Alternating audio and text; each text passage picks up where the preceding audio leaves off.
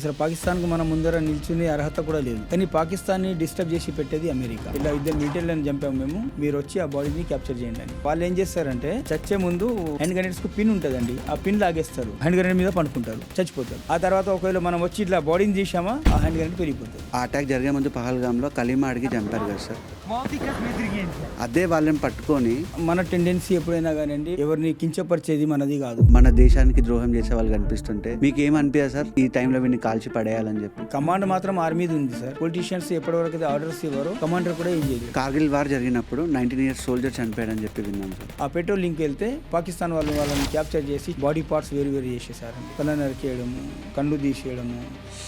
2004 pocket లో ₹5 కైన్స్ ఉన్నాయి, పైనుంచి ఫైర్ జరిపారు, మళ్ళీ దగ్గరకు వచ్చి ఛాతీలో బుల్లెట్స్ కొట్టారు. ఆ కైన్స్ వల్ల బుల్లెట్ పక్కకి వెళ్ళిపోయింది. కింద మేము బంకర్ లో ఉంటాం అన్నట్టు. నేను లోపల కూర్చొని ఉన్నా, అయితే 2 చిరుత పులులు ఆ బంకర్ లోకి వచ్చేసి నేను కొని ఉన్నాను. పారా ట్రూపర్స్, పారా కమాండోస్ పచ్చి మాంసం తింటారండి. పచ్చి మాంసం అంటే పాములు, కప్పలు, కోబ్రాను ఈజీగా వాళ్ళు పట్టుకొని తలకాయ కట్ చేసుకొని మిగతా వండుకుంటారు. 10 మందిని 10 జాగాలలో వదిలేస్తారు. 72 అవర్స్ తర్వాత ఒక పాయింట్ ఇస్తారు, అక్కడికి రావాలి. ఎప్పుడైనా మీకు వార్ టైంలో this is my last day అని అనిపించింది? ఎప్పుడు వస్తావు ఇంటికంటే వస్తా తప్పకుండా, అంటే ఇలా రాకున్నా తిరంగా भी लहराया और तिरंगे में लपेट के भी आया. Salute sir.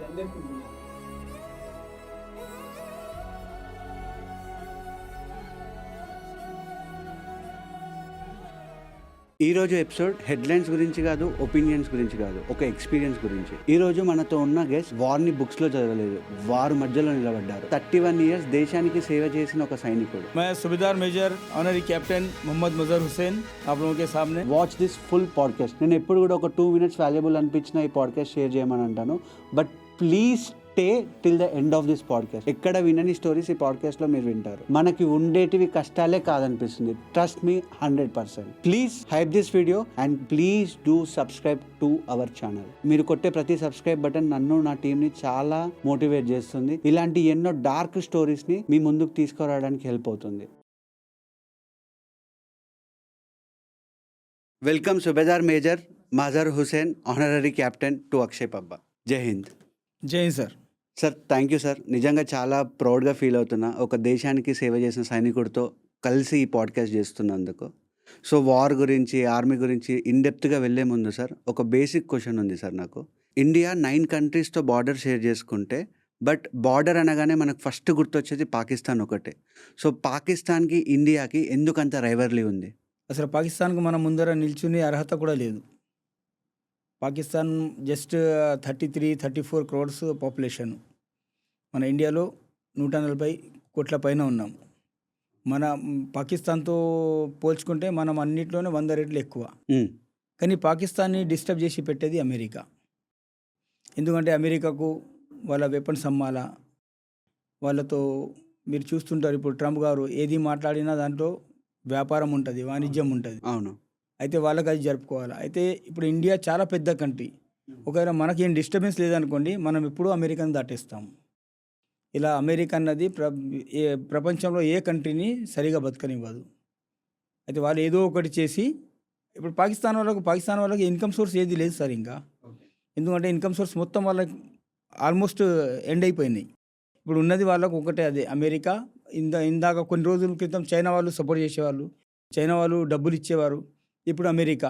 ఇప్పుడు మొన్న ఆపరేషన్ సింధూర్లో వాళ్ళ జనరల్ అసీం మునీర్ను ఫీల్డ్ మార్షల్గా చేసేశారు. ఫీల్డ్ మార్షల్ చేసేది ఎప్పుడు? ఫీల్డ్ మార్షల్ చేసేది మనం ఒక యుద్ధంలో గెలిచిన తర్వాత ఆ యుద్ధంని మొత్తం కమాండ్ చేసిన జనరల్కు ఫీల్డ్ మార్షల్ ఇస్తారు. వాళ్ళు ఏం చేశారు? మనతో దెబ్బలు పడి వాళ్ళ జెట్స్ కోల్పోయి, వాళ్ళ సైనికులను కోల్పోయి వెళ్ళిపోయారు బ్యాగ్గా. ఫైనల్గా మనతో రిక్వెస్ట్ చేసి మనకు సీజ్ ఫైర్కి వచ్చారు. అలాంటి దేశం అంటే ఇప్పుడు మనతో అసలు కంపారిజన్ లేదు వాళ్ళకు. అవును. ఇండియా చైనాకి భయపడింది అంటారా సార్? లేదు, ఎప్పుడు భయపడలేదు సార్. ఒకవేళ భయపడి ఉంటే రీసెంట్లీగా జరిగిన గల్వాన్ ఘాటీలో జరిగిన సంఘటన మీకు తెలిసిందే. మన వాళ్ళు అక్కడికి వెళ్ళి వాళ్ళతో గొడవపడి ఆ భూభాగాన్ని వాళ్ళకు అక్కడ రానివ్వకుండా చేసి, మన కర్నల్ సంతోష్ గారు, మీరు పేరు విని ఉంటారు, మన హైదరాబాద్కు చెందినవారు. ఆయన దాంట్లో ఆ వీరమరణం పొందారు. అలాంటివి జరిగి ఉండేది కాదు ఒకవేళ భయపడి ఉంటే. అంతకుముందు కూడా మనం భయపడలేదు. ఎప్పుడు కొన్ని వాతావరణ పరిస్థితుల వల్ల మనం ఫస్ట్ వార్లో బ్యాక్ వచ్చాము కానీ అంతేగాని భయపడాల్సిన అవసరం అసలు లేదు. ఎప్పుడు ఇండియా ఏ కంట్రీతో భయపడలేదు సార్. ఎన్ని వార్స్ జరుగుంటాయి సార్ మనకి ఇండియాకి ఇండిపెండెన్స్ వచ్చినప్పటి నుంచి ఇప్పటి వరకు? 3 వార్లు సార్, 3 వార్స్, మేజర్ వార్స్ 3 అంతే. నార్మల్గా జరుగుతుంటాయి సార్ ఎప్పుడు, అంటే న్యూస్లోకి రాకుండా? ఆపరేషన్స్ జరుగుతుంటాయి, చిన్న చిన్న ఆపరేషన్స్ ఉంటాయి. ఇప్పుడు మేజర్ వార్లు అంటే ఒకటి 1947లో జరిగింది పాకిస్తాన్తో, ఆ తర్వాత 71 వార్, ఆ తర్వాత కార్గిల్ వార్. ఇప్పుడు మొన్న ఒకటి జరిగింది ఆపరేషన్ సింధూర్. అది వార్ కాదు, ఆపరేషన్ సింధూర్ దానికి పేరు. ఓకే, ఆపరేషన్ సింధూర్ అని, అది బట్ మినీ వార్ అనుకోండి. అచ్చా. సో వార్కి ఆపరేషన్కి డిఫరెన్స్ ఏంటి సార్? ఆపరేషన్స్ అంటే మిలిటెంట్స్ను తీయడం అన్నట్టు, అక్కడ నుంచి మిలిటెంట్స్లను అక్కడ నుంచి తీసి వాళ్ళని హతమార్చడం కానీ, చంపేయడం కానీ, లేకుంటే అక్కడ నుంచి పారిపోయేలా చేయడం, అది ఆపరేషన్. ఓకే. వార్ అంటే 2 కంట్రీల మధ్య జరిగేది వార్. సోల్జర్స్కు మధ్య, సోల్జర్ మధ్య జరిగేది వార్. ఈ ఆపరేషన్లలో ఏమవుతుందంటే, ఆపరేషన్లో వాళ్ళు చేసిన డిస్టర్బెన్స్కు వాళ్ళని అక్కడ నుంచి తరిమి కొట్టడము, లేకుండా హతమార్చడం, అలాంటిది ఆపరేషన్. సార్ ఆపరేషన్ సింధూర్ అన్నారు కాబట్టి, ఆ అటాక్ జరిగే ముందు పహల్గామ్లో కలీమా అడిగి చంపారు కదా సార్, ముస్లిమా హిందూ అని తెలుసుకొని. అదే వాళ్ళని పట్టుకొని మనము భగవద్గీతలో ఒక శ్లోకం అడిగి చంపుంటే ఆపరేషన్ సింధూర్ ఇంకొక లెవెల్ ఉండేది కదా. తప్పు సార్. మన మన మన టెండెన్సీ ఎప్పుడైనా కానివ్వండి, వారు మొదలు పెట్టడం కానివ్వండి, ఎవరిని కించపరిచేది మనది కాదు. మన రిపబ్లిక్ కంట్రీ, మన దగ్గర ఉన్నది ప్రతి మతం వాళ్ళు, ప్రతి కులం వాళ్ళు మన దగ్గర, మన ఇండియాలో అహింసాయుత కంట్రీ. మనం అప్పుడు ఆ చర్య మన వల్ల కాదు, మనం చేయం కూడా. మనకు స్కూళ్ళలో నేర్పింది అది కాదు. వాళ్ళు చేసినది అది తప్పు పని, తప్పు చేశారు. వాళ్ళు చేసింది మిలిటెంట్స్కు మరి అలాగనే ఒకవేళ మనం చేసామనుకోండి, మనకు వాళ్ళకు అసలు తేడా లేదు. అయితే ఇది మన ఇండియా వాళ్ళు అసలు చేయలేము, అది చేయరు కూడా. సార్ ఇంతకుముందు మీరు చెప్పేటప్పుడు మతం అని చెప్పి అన్నారు సార్. కొన్ని వేల మంది సైనికులు బార్డర్ల దగ్గర వాళ్ళ మతాన్ని పక్కన పెట్టి వేల మంది ప్రాణాలని కోల్పోతున్నారు. అదే ఇండియాకు వస్తే రేప్స్ జరుగుతున్నాయి, హానర్ క్రైమ్ జరుగుతున్నాయి. అవి చూసినప్పుడు ఒక సైనికుడిగా మీకు ఏమనిపిస్తుంది? మేము సార్ యాక్చువల్గా మాకు ట్రైనింగ్లో ఇవంతా నేర్పరండి. మతము, ఇలాంటి బయట జరుగుతున్న అసాంఘిక చర్యలు, ఇదంతా మేము బయటకు వచ్చిన తర్వాత చూస్తాం అంతే. చూసినప్పుడు మాకు ఒకే ఫీలింగ్ వస్తుందండి, ఇదంతా పిచ్చివాళ్ళు చేస్తున్నది తప్పు. దీని వెనుక ఒకటే ఒక హస్తం ఉంది, అది వట్టి పొలిటికల్ లాభాల కొరకు చేస్తారండి అంతే. ఎందుకంటే ఏ మతము, ఏ కాస్టు మిమ్మల్ని చంపమని, మిమ్మల్ని హతమార్చమని, రేప్ చేయమని ఏ మతం చెప్పదండి. ఏ గ్రంథాల్లో ఇది లేదు.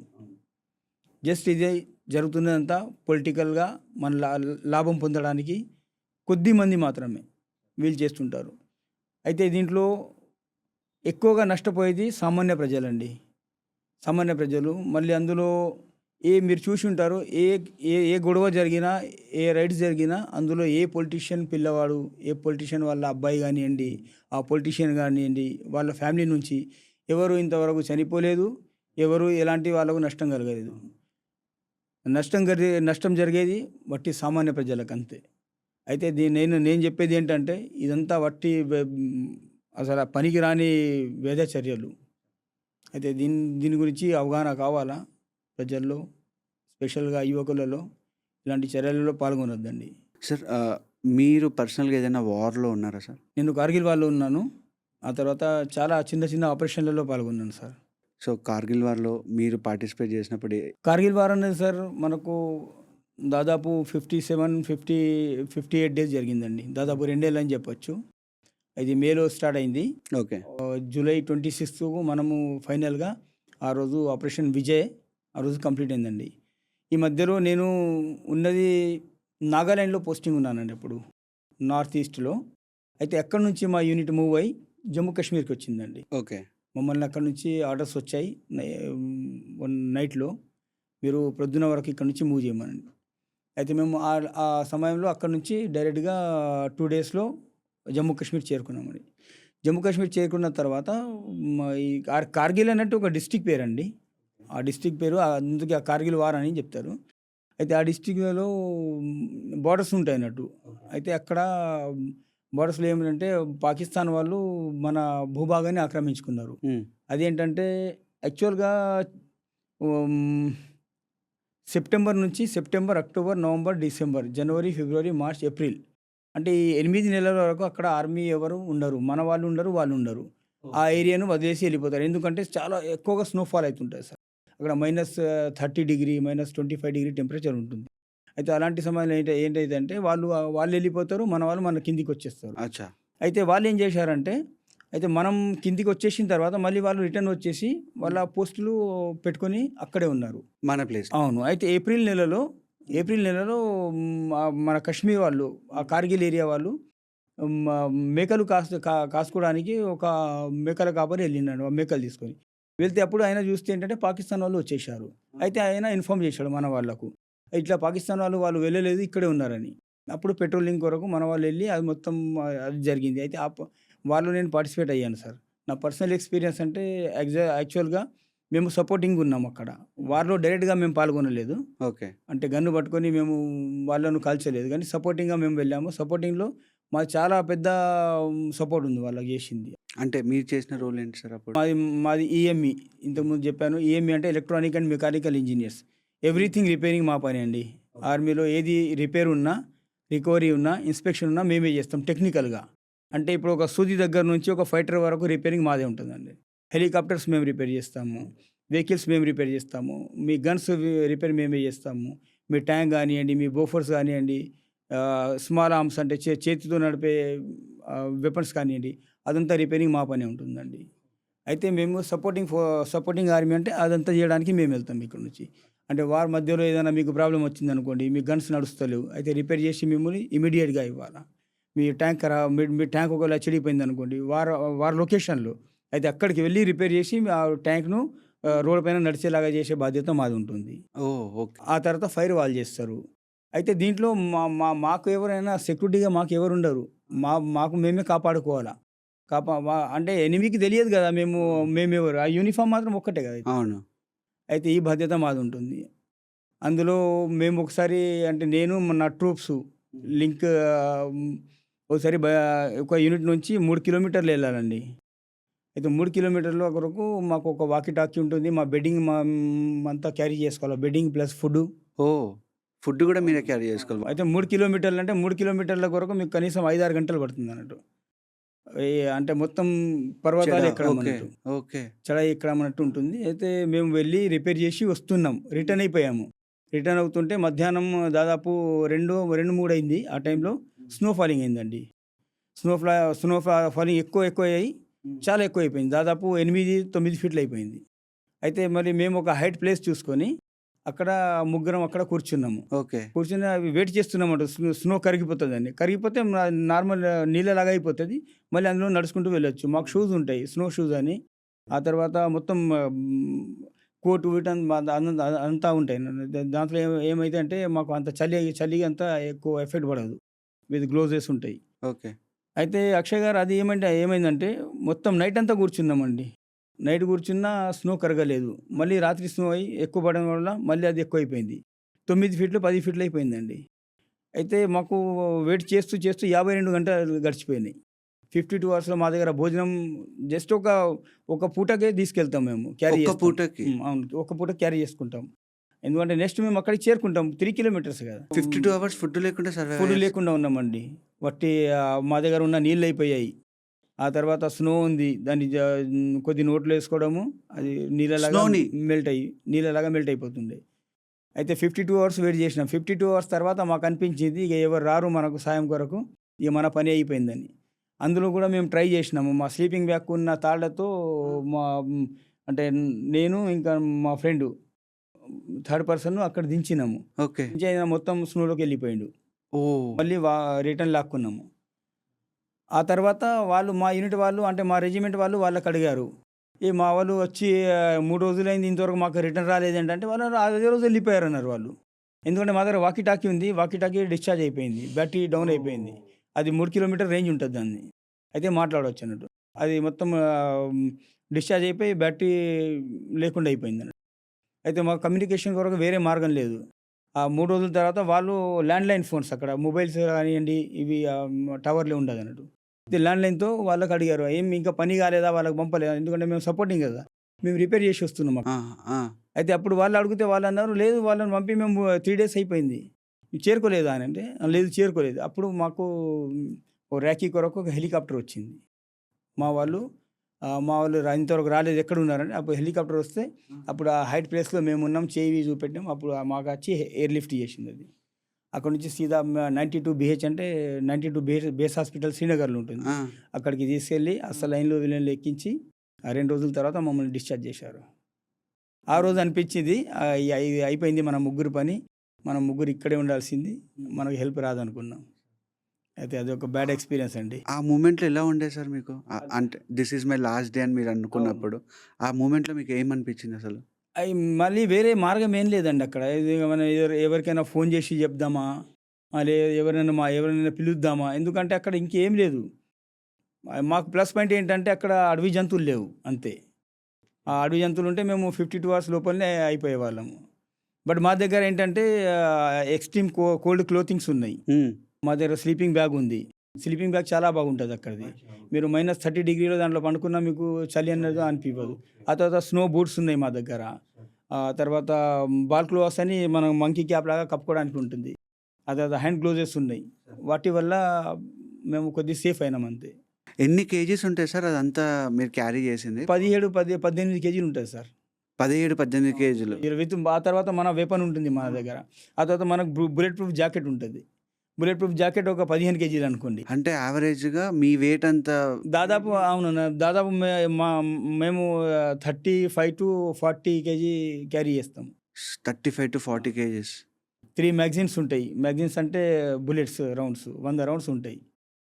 ఆ తర్వాత మన AK-47 గన్ ఉంటది. అదొక 3.5 కేజీలు ఉంటుంది. బుల్లెట్ ప్రూఫ్ జాకెటు, ఆ తర్వాత నెత్తిన పెట్టుకోవడానికి ఒక బుల్లెట్ ప్రూఫ్ హెల్మెట్ అలాంటిది. అది లైఫ్ ఉంటది సార్ అక్కడ. 10 కిలోలు కూడా మోయలేము సార్ ఇక్కడ మేము ఒక్కొక్కరు. సార్ అడవి జంతువులు అన్నారు కాబట్టి సార్, ఇప్పుడు అవి ఒకవేళ మీ మీద అటాక్ చేయడానికొస్తే వాటిని మీరు అటాక్ చేయొచ్చా తిరిగి? యాక్చువల్‌గా అంటే అడవి జంతువులు ఇప్పుడు ఈ ఆర్మీ క్యాంప్స్ దగ్గర అడవి జంతువులు ఉంటాయి. కానీ మనకు ఒక అంటే కంచెలాగా తయారు చేసుకుంటామండి. దాంట్లో అసలు రావు అవి. అచ్చా! ఓకే. కార్గిల్ వార్ జరిగినప్పుడు పాకిస్తాన్ వాళ్ళు వాళ్ళ ఆర్మీ బాడీస్‌ని యాక్సెప్ట్ చేయలేదంట కదా! నిజమేనా? అవునండి. కరెక్టే అది. మీరు చెప్తున్నట్టు పాకిస్తాన్ వాళ్ళు యాక్సెప్ట్ ఎందుకు చేయలేదంటే ఈ బాడీస్ మా ఆర్మీ వాళ్ళవి కావని చెప్పారు వాళ్ళు. అంటే వాళ్ళు దాన్ని వాళ్ళు ఎలా షో చేస్తున్నారంటే, ఈ మా బాడీస్ కావు, ఎంత మీ బాడీసే, మా వాళ్ళే మీ వాళ్ళను చంపారు. అంటే యుద్ధంలో మేమే గెలిచామన్నట్టు చూయించడానికి వాళ్ళు ఆ బాడీస్‌ని యాక్సెప్ట్ చేయలేదు. ఆ తర్వాత మన ఇండియా గవర్నమెంట్, ఇండియన్ ఆర్మీ ఆ బాడీస్‌ని తీసుకొచ్చి వాళ్ళ క్రిమేషన్ వాళ్ళ ముస్లిం పద్ధతిలో చేసిందండి. కబ్రిస్తాన్‌లో తీసుకుపోయి వాళ్ళను డిగ్గింగ్ చేసి అందులో మన ఆర్మీ వాళ్ళు అంత మంచి పద్ధతిలో చేశారు. అంటే జస్ట్ ఒకవేళ ఆ బాడీస్‌ని వాళ్ళు తీసుకెళ్ళినా అంత ఆ పద్ధతిలో చేయకుండా పోయేవారు. కానీ మన ఇండియా గవర్నమెంట్ అంత బాగా చేసింది. కాశ్మీర్‌కి వెళ్లారన్నారు కదా సార్! అవునండి. ఎప్పుడైనా కాశ్మీర్ లోకల్ వాళ్ళతో ఇంటరాక్ట్ అయ్యారా మీరు అక్కడ అవునండి. ఉన్నప్పుడు? అయ్యాము. అంటే వాళ్ళు ఇండియన్స్ అని చెప్తారా? లేదు అంటే పాకిస్తానీస్ అని అంటారా సార్? అంటే ఇప్పుడు బార్డర్‌లలో కొన్ని విలేజెస్ ఉన్నాయి సార్. ఆ విలేజెస్‌లో ఏమవుతుందంటే ఇప్పుడు మేము ఆర్మీ వాళ్ళము సద్భావన యాత్ర అని తీస్తామండి. సద్భావన యాత్ర అంటే లోకల్ పీపుల్‌కి హెల్ప్ చేయడము. ఓకే. అన్‌ఎడ్యుకేటెడ్ పిల్లలను చదివించడము, వాళ్ళకు మెడికల్ క్యాంపులు పెట్టడము, అలాంటి వాళ్ళకు మేము హెల్ప్ చేస్తుంటాము. సోషల్ వర్క్ లాగా ఆర్మీ వాళ్ళు అక్కడికెళ్ళి చేస్తుంటారు. ఓకే. అయితే ఆ క్యాంపులు పెట్టడంలోనే వాళ్ళతో మా ఇంటరాక్షన్ అయ్యి వాళ్ళ గురించి తెలుసుకోవడము, వాళ్ళకు మంచి అంటే మన దేశం గురించి గొప్పగా చెప్పడము, దేశభక్తిలాగా వాళ్ళను చదివించడము అలా చేస్తుంటాము. అయితే కానీ కొన్ని జాగాలలో ఏముందంటే దగ్గరున్నప్పుడు నైట్ పీరియడ్ నైట్ టైమ్‌లో ఆర్మీ వాళ్ళు విలేజెస్‌లో ఉండరండి. అయితే మేము వచ్చేస్తాము. అయితే వీళ్ళు మిలిటెంట్ యాక్టివిటీస్ జరుగుతుంటాయి.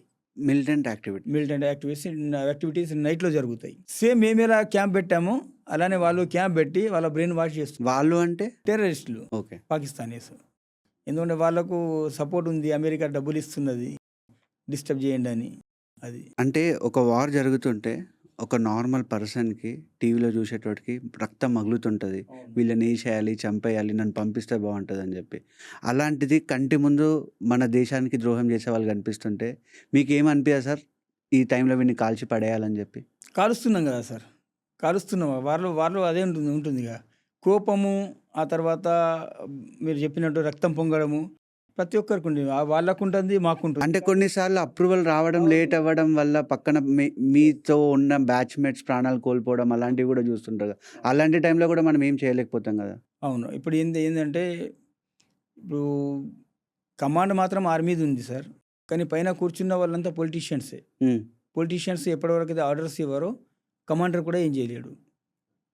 అయితే కొన్నిసార్లు ఆర్డర్స్ రావడము అప్పుడప్పుడు లేట్ అవుతుంటది. అప్పుడు మాత్రం మీరు చెప్పినట్టు బ్లడ్ పొంగుతది. కొన్నిసార్లు జరిగింది గూడా. అంటే ఆర్డర్ ఇవ్వకుండా కూడా మనము అలాంటి చర్యలు చేశాము. చాలా సార్లయింది ఇలా.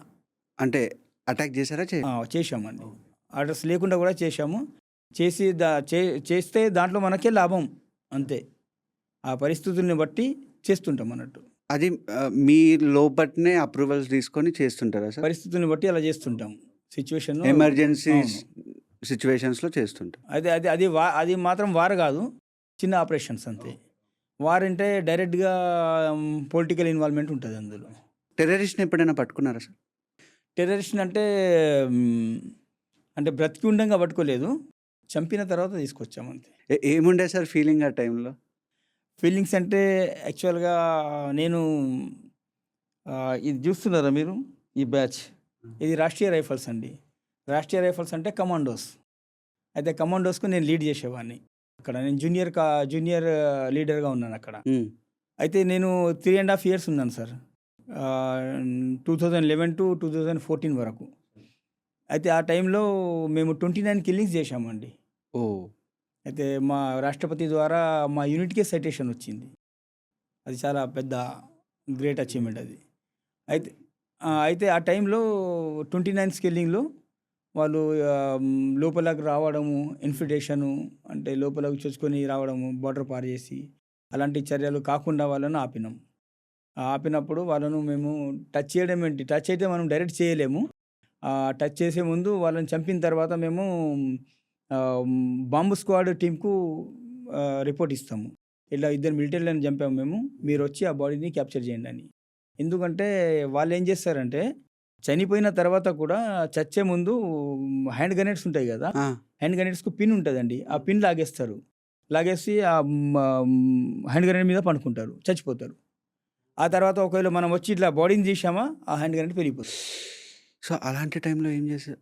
ఆ టైంలో అదే బాంబ్ స్క్వాడ్ వాళ్ళని చెప్పామనుకోండి. బాంబ్ స్క్వాడ్ వాళ్ళు వస్తారు. వాళ్ళొచ్చి వాళ్ళ స్పెషల్ డ్రెస్ ఉంటుందండి బాంబ్ స్క్వాడ్‌ది. అదొచ్చి వాడిని కనీసం 10 ఫీట్ల దూరం నుంచి ఒక రాడ్ పెట్టి వాడిని లాగుతారు. ఓకే. ఆ పుల్ చేసినప్పుడు సేఫ్‌గా ఉందనుకోండి ఏం గాదు. సార్ ఇప్పుడు నార్మల్‌గా ఒక క్రికెట్ కప్ గెలిచినప్పుడు గ్రౌండ్‌లోకి ఎంజాయ్ చేస్తారు కదా సార్! అవును. ఒక టెర్రరిస్ట్‌ని పట్టుకున్నప్పుడు, టెర్రరిస్ట్‌ని చంపినప్పుడు మీరు అలాగే ఫీల్ అవుతారా సంతోషం సార్? అండి. చాలా సంతోషం. సంతోషం ఎందుకంటే మాకు ఒక అచీవ్‌మెంట్ దొరికిందంటే ఒక దుర్మార్గుడిని మేము భూమిపై నుంచి హతమార్చినామండి. ఆ రోజు మాకు యూనిట్‌కి బడాఖానా. బడాఖానా అంటే ఒక ఫెస్టివల్ లాగా ఒక విందు భోజనం. ఆ రోజు ఉంటుందండి. అది అచీవ్‌మెంట్. ఆ తర్వాత మాకు చాలా అప్రిషియేషన్స్ వస్తాయి మా సీనియర్స్ దగ్గర నుంచి. దాని కిందున్న బ్యాచ్ ఏంటి సార్? ఆ రైఫల్ దాని కిందున్న బ్యాచ్? ఇది ఎన్ఎస్‌జీ అండి. ఎన్ఎస్‌జీ అంటే నేషనల్ సెక్యూరిటీ గార్డ్స్‌కు ఇది అందులో నేను సర్వీస్ చేశాను. అది 3 మంత్స్ ట్రైనింగ్ ఉంటదన్నట్టు. ఆ ట్రైనింగ్ చేసిన తర్వాత మాకిస్తారు అది. అంటే ఎన్ఎస్‌జీస్ ఏం చేస్తారు సార్? ఎన్ఎస్‌జీ అంటే నేషనల్ సెక్యూరిటీ గార్డ్స్ అండి. వీళ్ళు ఇంతకుముందు వీళ్ళది హెడ్ క్వార్టర్ ఉండేది ఢిల్లీలో. కానీ ఇప్పుడు ఆ తర్వాత మన ముంబైలో అటాక్ జరిగిన తర్వాత తాజ్ హోటల్‌లో అటాక్ జరిగింది. అవును. ఆ తర్వాత ప్రతి రాష్ట్ర రాజధానిలో వీళ్ళ ఒక్కొక్కటి అంటే బటాలియన్స్‌గా ఇచ్చారన్నట్టు. అయితే వీళ్ళు ప్రతి స్టేట్‌లో ఒక అంటే రాజధానిలో ఇప్పుడు మన హైదరాబాద్ ఉందా? హైదరాబాద్‌లో ఇంతకుముందు మన సికింద్రాబాద్‌లో మిలిటరీ హాస్పిటల్ పక్కన వీళ్ళ బటాలియన్ ఉండేది. కానీ ఇప్పుడు ఇది జస్ట్ 3, 4 ఇయర్స్ ముందు ఇబ్రాహీంపట్నంలో మార్చారు వీళ్ళు. ఇబ్రాహీంపట్నంలో చాలా పెద్దగా వీళ్ళది బటాలియన్ అక్కడ ఎస్టాబ్లిష్మెంట్ చేశారు. దాని శంకుస్థాపనకు మన రక్షణ మంత్రి రాజ్‌నాథ్ సింగ్ గారు వచ్చారు. అప్పుడు నేనున్నాను అక్కడే. అయితే వీళ్ళ పని ఏంటంటే ఇప్పుడు దేశంలో జరుగుతున్న ఇంటర్నల్ సెక్యూరిటీస్ అన్నట్టు. ఇంటర్నల్ ఏది జరిగినా ఆపరేషన్స్. నార్మల్‌గా పోలీస్ వాళ్ళు ఆపరేషన్ చేయలేరండి. పోలీస్ వాళ్ళు స్టేట్‌లోనే. అవును. అయితే వీళ్ళు ఇంటర్నల్ ఏది జరిగినా ఇప్పుడు ముంబైలో జరిగింది చూడండి. అందులో ఉన్నది ఎన్ఎస్‌జీ పార్టిసిపేట్ అయిన తర్వాతనే అది కంట్రోల్‌లోకి వచ్చింది. వాళ్ళైతే పిట్టలను కాల్చినట్టు అందరిని కాల్చేస్తున్నారు ఇప్పుడు ఆ టైంలో. ఓకే. అయితే పోలీస్ వాళ్ళని కూడా కాల్చేశారు. హేమంత్ కర్కరే ఆయన పోలీస్ కమిషనర్ అప్పుడు. ఆ తర్వాత ఇంకా మన మేజర్ ఉన్నికృష్ణన్ అని మన ఆర్మీ అవును ఆఫీసర్ సార్, ఆయన. అవును. ఆయన ఎనర్జీ కమాండో. ఆ సినిమా కూడా ఒకటి ఉంటుంది ఆ అయితే ఆయన కూడా ఆ టైంలో వీరమరణం పొందారు.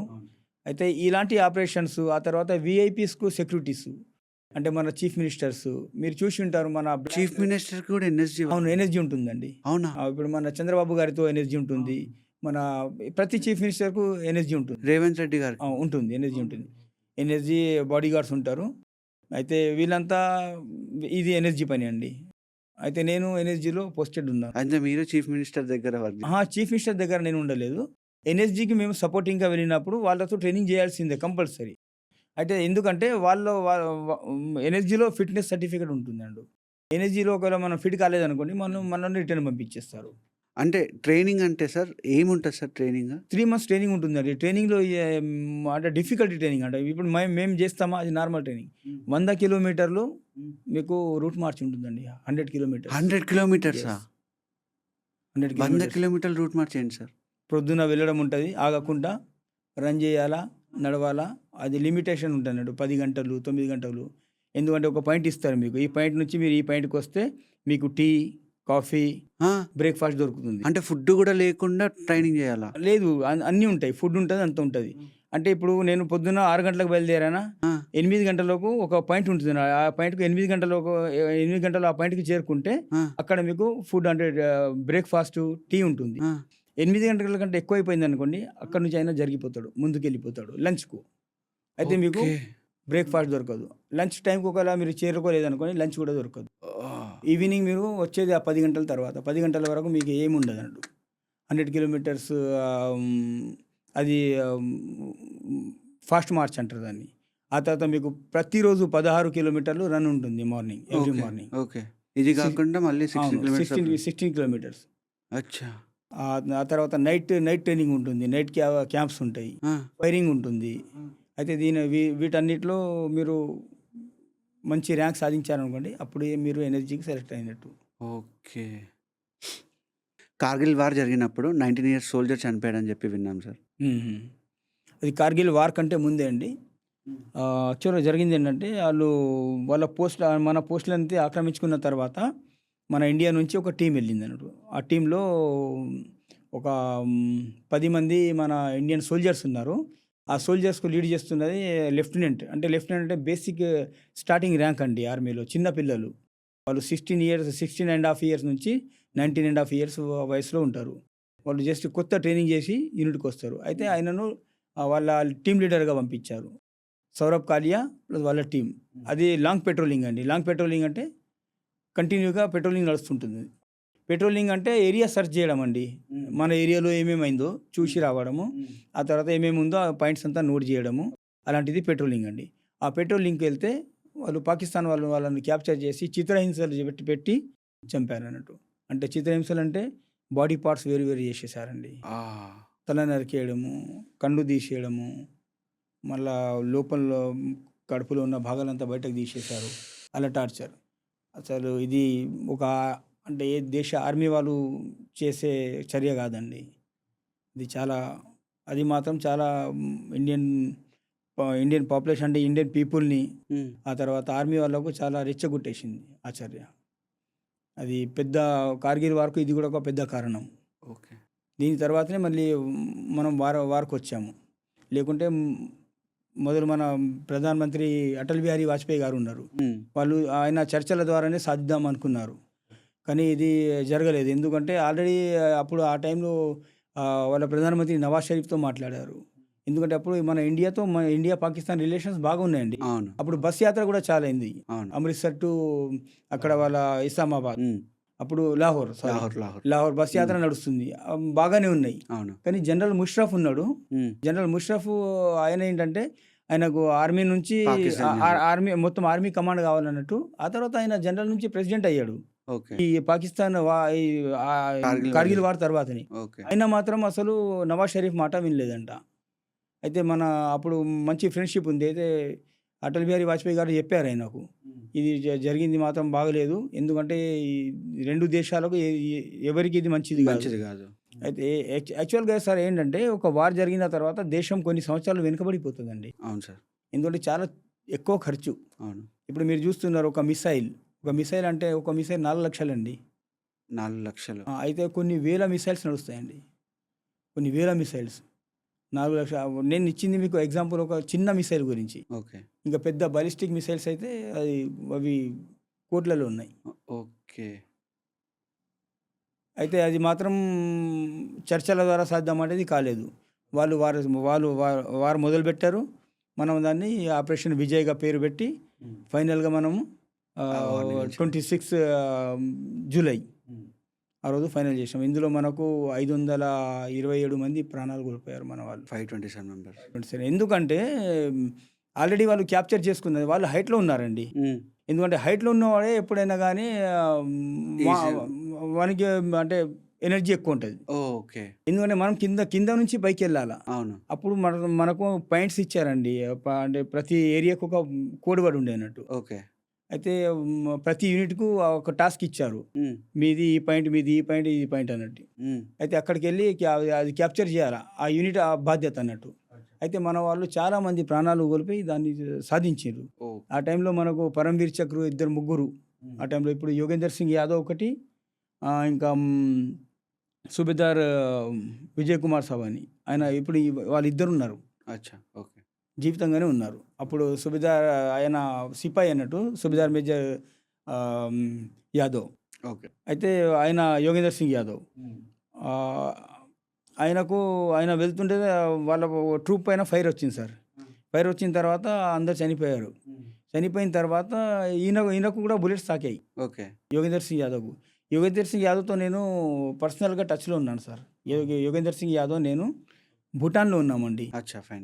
అయితే భూటాన్లో అప్పుడు 2004 ఆయన రీసెంట్గా 2-3 సంవత్సరాల పాత మాట అన్నట్టు అప్పుడు. ఓకే. అయితే ఆయనకు పాకెట్లో 5 రూపీస్ కాయిన్స్ అప్పుడు కొత్తగా వచ్చాయండి. ఆ 5 రూపీస్ కాయిన్స్ ఉన్నాయి. అయితే వాళ్ళు పాకిస్తాన్ వాళ్ళు ఏం చేశారంటే పైనుంచి ఫైర్ జరిపారు. ఫైర్లో వీళ్ళు చనిపోయారు. చనిపోయిన తర్వాత 6 వీళ్ళు వచ్చి వాళ్ళు తన్నారు వీళ్ళ బాడీస్ని. తన్ని మళ్ళీ దగ్గరకు వచ్చి నెత్తిలో, ఛాతీలో బుల్లెట్స్ కొట్టారు. అయితే ఈయన యోగేందర్ సింగ్ యాదవ్కు 3 బుల్లెట్స్ ఛాతీలో కొట్టారు. ఛాతీలో కొట్టితే ఆ కాయిన్స్ ఉన్నాయి. ఆ కాయిన్స్ వల్ల బుల్లెట్ పక్కకి వెళ్ళిపోయింది. కానీ ఈయనకు మా కాలుకు, చేతికి, మళ్ళీ కడుపులో అలాంటి 19 బుల్లెట్స్ ఉన్నాయి. 19 బుల్లెట్స్. 19 బుల్లెట్స్, అవును. ఇప్పుడు జస్ట్ 2 సంవత్సరాల క్రితం ఆయన రిటైర్డ్ అయ్యారు. ఓకే. యోగేందర్ సింగ్ యాదవ్ ఆయన సేమ్ నా ర్యాంకే, సుబేదార్ మేజర్ అండ్ ఆనరీ కెప్టెన్గా. సార్, ఇప్పుడు మీకు రైట్ సైడ్, మీకు లెఫ్ట్ సైడ్లో డెకరేటివ్స్ ఉన్నాయి కదా సార్, వాటి గురించి కొంచెం ఎక్స్ప్లెయిన్ చేస్తారు. యాక్చువల్గా ఇవంతా మాకు మెడల్స్ అండి. ఈ మెడల్స్ ఇప్పుడు నాకున్నాయి 11 మెడల్స్. యాక్చువల్గా మెడల్స్ అంటే చాలా పెద్దగా ఉంటాయి. కానీ ఇది సివిల్ కోడ్ కాబట్టి దీన్ని మేము మినిమేచర్స్ అంటారు, చిన్న మెడల్స్. అయితే ఇప్పుడు మీరు 11 మెడల్స్ చూస్తున్నారు సార్. దీనికి అర్థము ఫస్ట్ మెడల్ ఉందా, ఆ మెడల్కి అర్థము నేను ఆర్మీలో 30 సంవత్సరాలు సర్వీస్ చేశాను. అదే ఒక అచీవ్మెంట్. అవును. ఆ తర్వాత సెకండ్ మెడల్ ఉంది. అది మనకు 75 ఇయర్స్ వచ్చినాయి స్వాతంత్రం తర్వాత. ఆ టైంలో నేను సర్వ్ చేస్తున్నా. ఇంకొకటి ఆ తర్వాత ఉంది, అది 50 ఇయర్స్. ఆ టైంలో కూడా నేను ఆర్మీలో ఉన్నాను, దానికి అర్థము. ఆ తర్వాత ఒకటి ఫారెన్ ఉందండి, నేను ఫారెన్లో సర్వీస్ చేసినని చూపెడుతుంది. ఏ కంట్రీలో? ఇది నేను భూటాన్ అండి. ఓకే. భూటాన్లో ఉన్నా. ఆ తర్వాత మన ఇంకొకటి ఉంది హై ఆల్టిట్యూడ్ అంటే 14,000 అడుగుల పైన సర్వీస్ చేశాము. ఓకే. కాబట్టి అది చూపెడుతుంది. అచ్చా, దాని ఇండికేషన్ అదే. అవునండి. ఆ తర్వాత ఇంకొకటి ఉంది, అది నాగాలాండ్ సర్వీస్. ఓకే. అంటే మేము నాగాలాండ్లో ఉన్నాము. ఆ తర్వాత ఇంకా జమ్మూ కాశ్మీర్. ఓకే. ఆ తర్వాత ఇవి ఆపరేషన్ ఇది అండి. ఇది ఒకటేమో ఆపరేషన్ రక్షక్. ఓకే. అంటే అది ఆపరేషన్ రక్షక్ 89 నుంచి 99 వరకు జరిగిందండి. ఆ టైంలో నేను ఆపరేషన్ రక్షక్లో పాల్గొన్నాను. ఇంకొకటి ఆపరేషన్ విజయ్, కార్గిల్. ఆ తర్వాత ఈ కింద చూస్తున్నారా మీరు, ఈ కింద చూస్తున్నది ఒక chief of the army staff, ఆయన నాకు ఇచ్చిన రివార్డు. ఇది ఒకటేమో డిప్యూటీ చీఫ్. ఆ తర్వాత ఈ రైట్ సైడ్ చూస్తున్నారా మీరు, రైట్ సైడ్లో చూస్తున్నది అది నా నేమ్ ప్లేటు. ఆ తర్వాత అది ఆర్ఆర్ అండి, రాష్ట్రీయ రైఫల్స్లో నేను 3.5 years సర్వీస్ చేశాను. ఆ తర్వాత ఇంకొకటి ఉంది, ఇది స్పెషల్ యాక్షన్ గ్రూప్ ఎస్ఐజి అంటారు, ఎన్ఎస్జీలో. అదొకటి. అయితే ఇది సర్వసాధారణంగా మిలిటరీ వాళ్ళు చూస్తే గుర్తుపట్టిస్తారు. ఆ తర్వాత మిలిటరీతో కొద్ది ట్రైనింగ్ చేసుకున్న వాళ్ళు కూడా దీన్ని గుర్తుపట్టిస్తారు, అంటే వీళ్ళు ఈ పని చేసి వచ్చారని. ఎప్పుడైనా మీకు వార్ టైంలో this is my last day అని అనిపించిందా? అవునండి. వారిలో ప్రతిరోజు మనకు అలా అనిపిస్తుంది. ఇది ఆఖరి రోజు కావచ్చని. కానీ అంత మాత్రాన మనం ధైర్యం కోల్పోము. కంటిన్యూగానే మన దేశం కొరకు ఎప్పుడైనా కానివ్వండి, ఫస్ట్ ఏ సైనికుడు కోరుకునేది వీరమరణం. ఒకవేళ నేను మన మాతృభూమి కొరకు నేను వీరమరణం పొందాననుకోండి, నా జన్మ ధన్యమైనట్టేనండి. ఇది అందరికీ వచ్చే అవకాశం కాదు. ఈ రోజుల్లో మీరు చూస్తుంటారు, చాలామంది పేర్లతో మనము వాళ్ళను పిలుస్తుంటాము. అబ్దుల్ హమీద్ కానివ్వండి, పరమ్వీర్ చక్రి బానా సింగ్ కానివ్వండి, చాలామంది ఉన్నారు వీరమరణం పొందినవారు. అయితే ప్రతిరోజు ఇలాంటి సిచ్యువేషన్ వస్తుందండి. చెప్తుంటే గూస్ బంప్స్ వస్తున్నాయి సార్. అయితే ఇలాంటి రోజు వార్ టైంలో ప్రతిరోజు మనకి ఇలా అనిపిస్తుంటుంది. చాలామంది మా ముందరే అంటే చావు వస్తే ఎవరైనా రావద్దు అని కోరుకుంటారు, కానీ ఒక సైనికుడు మాత్రం సైనికుడు ఎందుకు కోరుకుంటాడంటే, నేను దేశానికి మా మాతృభూమికి సేవ చేస్తూ వీరమరణం పొందాలి. సెల్యూట్స్. అది అందరికీ ఉంటుందండి. కానీ ఆ అదృష్టం అందరికీ రాదు. వచ్చిన వాళ్ళు చాలా అదృష్టవంతులు. అందుకే ఈరోజు మనము మన చరిత్రలో వాళ్ళ పేర్లు స్వర్ణాక్షరాలతో రాసి ఉన్నాయి. మీరు ఎక్కడికి వెళ్ళినా వార్ మెమోరియల్స్ మీరు చూస్తుంటారు. ఇప్పుడు మన ఢిల్లీలో నేషనల్ వార్ మెమోరియల్ ఉంది. అందులో వెళ్ళి చూడండి మీరు, ప్రతి వార్లో వీరమరణం పొందిన వాళ్ళ పేర్లతో సహా రాసి ఉంది. వాళ్ళ ఫ్యామిలీస్ని ఒక స్పెషల్ రెస్పెక్ట్తో చూస్తారు. అది ఫ్యామిలీకి మాత్రం అది ఆ లోటు అది ఎప్పుడు పూర్తిగా అనేది, కానీ అది చాలా రెస్పెక్టెడ్ వీరమరణం అన్నట్టు. మీరు వినుంటారు, హిందీలో అంటారు, మన కెప్టెన్ విక్రమ్ బత్రా గారు చెప్పిన వర్డ్స్ ఇవి.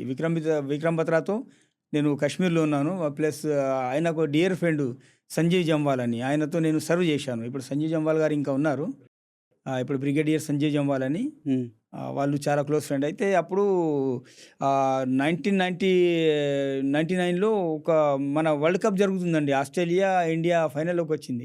అయితే అప్పుడు పెప్సీ యాడ్ వచ్చేది, ఏ దిల్ మాంగే మోర్ అని. అయితే కెప్టెన్ విక్రమ్ బత్రా గారు చెప్పేవారు, ఏ దిల్ మాంగే మోర్ అంటే ఇంతతో ఆగేది లేదు, ఇంకా నాకు కావాలా, ఇంకా ఎనిమిస్ని చంపాలా. అయితే ఆయన ఏం చెప్పారంటే, ఒక ఇంటికి వచ్చినప్పుడు వాళ్ళ ఫ్రెండ్ అడిగితే అప్పుడు చెప్పారు, ఎప్పుడు వస్తావు ఇంటికి అంటే, వస్తా తప్పకుండా అంటే, చెప్పు లేదు ఎప్పుడు వస్తావు అంటే, వస్తాను తప్పకుండా వస్తాను, ఇలా రాకున్నా యాతో తిరంగా లహరాకి ఆవుంగా అంటే ఫ్లాగ్ హోస్టింగ్ చేసి వస్తాను, అగర్ నైతో తిరంగమే లపెట్కి ఆవుంగా అన్నట్టు ఈ మాట చెప్పారండి. అయితే అది చేశారు ఆయన, తిరంగా బి లహరాయా और तिरंगे में लपेट के भी आया, రెండు చేశారు ఆయన. అందుకే కెప్టెన్ విక్రమ్ బత్రాను పరమ్వీర్ చక్రతో సన్మానించారండి. ఆయన ప్రాణాలు అర్పించింది వాళ్ళ జూనియర్ కొరకు, ఒక సుబేదార్ కొరకు. అయితే అప్పుడు ఫైరింగ్ జరుగుతున్నప్పుడు ఇక్కడ నుంచి అక్కడికి ఆ పోస్ట్కి వెళ్ళాలా, అక్కడ నుంచి ఆ పోస్ట్కి వెళ్ళాలంటే కంటిన్యూగా ఫైరింగ్ జరుగుతుంది. అయితే ఆ సుబేదార్ వెళ్ళాలి. ఆ సుబేదార్ వెళ్ళిపోతుంటే ఆయన ఏం చెప్పారంటే, నువ్వు ఆగు, నువ్వు వెళ్ళకు. ఎందుకు సార్ అంటే, నీకు పెళ్ళం ఉంది, పిల్లలు ఉన్నారు, మీకు వాళ్ళు నీ కొరకు వెయిట్ చేస్తున్నారు. నాకు మా అమ్మ ఒక్కతే ఉంది, మా నాన్నగారు ఉన్నారు, వాళ్ళు ట్విన్స్ బ్రదర్స్. అయితే నాకు మాత్రం పెళ్లి కాలేదు, నాకు పిల్లలు లేరు. అయితే నాకు అంత బాధ్యతలు లేవు, నువ్వు మాత్రం నీకు చాలా బాధ్యతలు ఉన్నాయి, చిన్న పిల్లలు ఉన్నారు. అయితే నువ్వు ఆగు, నేను వెళ్తాను, నువ్వు నాకు కవర్ ఫైర్ ఇవ్వు అని ముందుకు వెళ్ళిపోయాడు.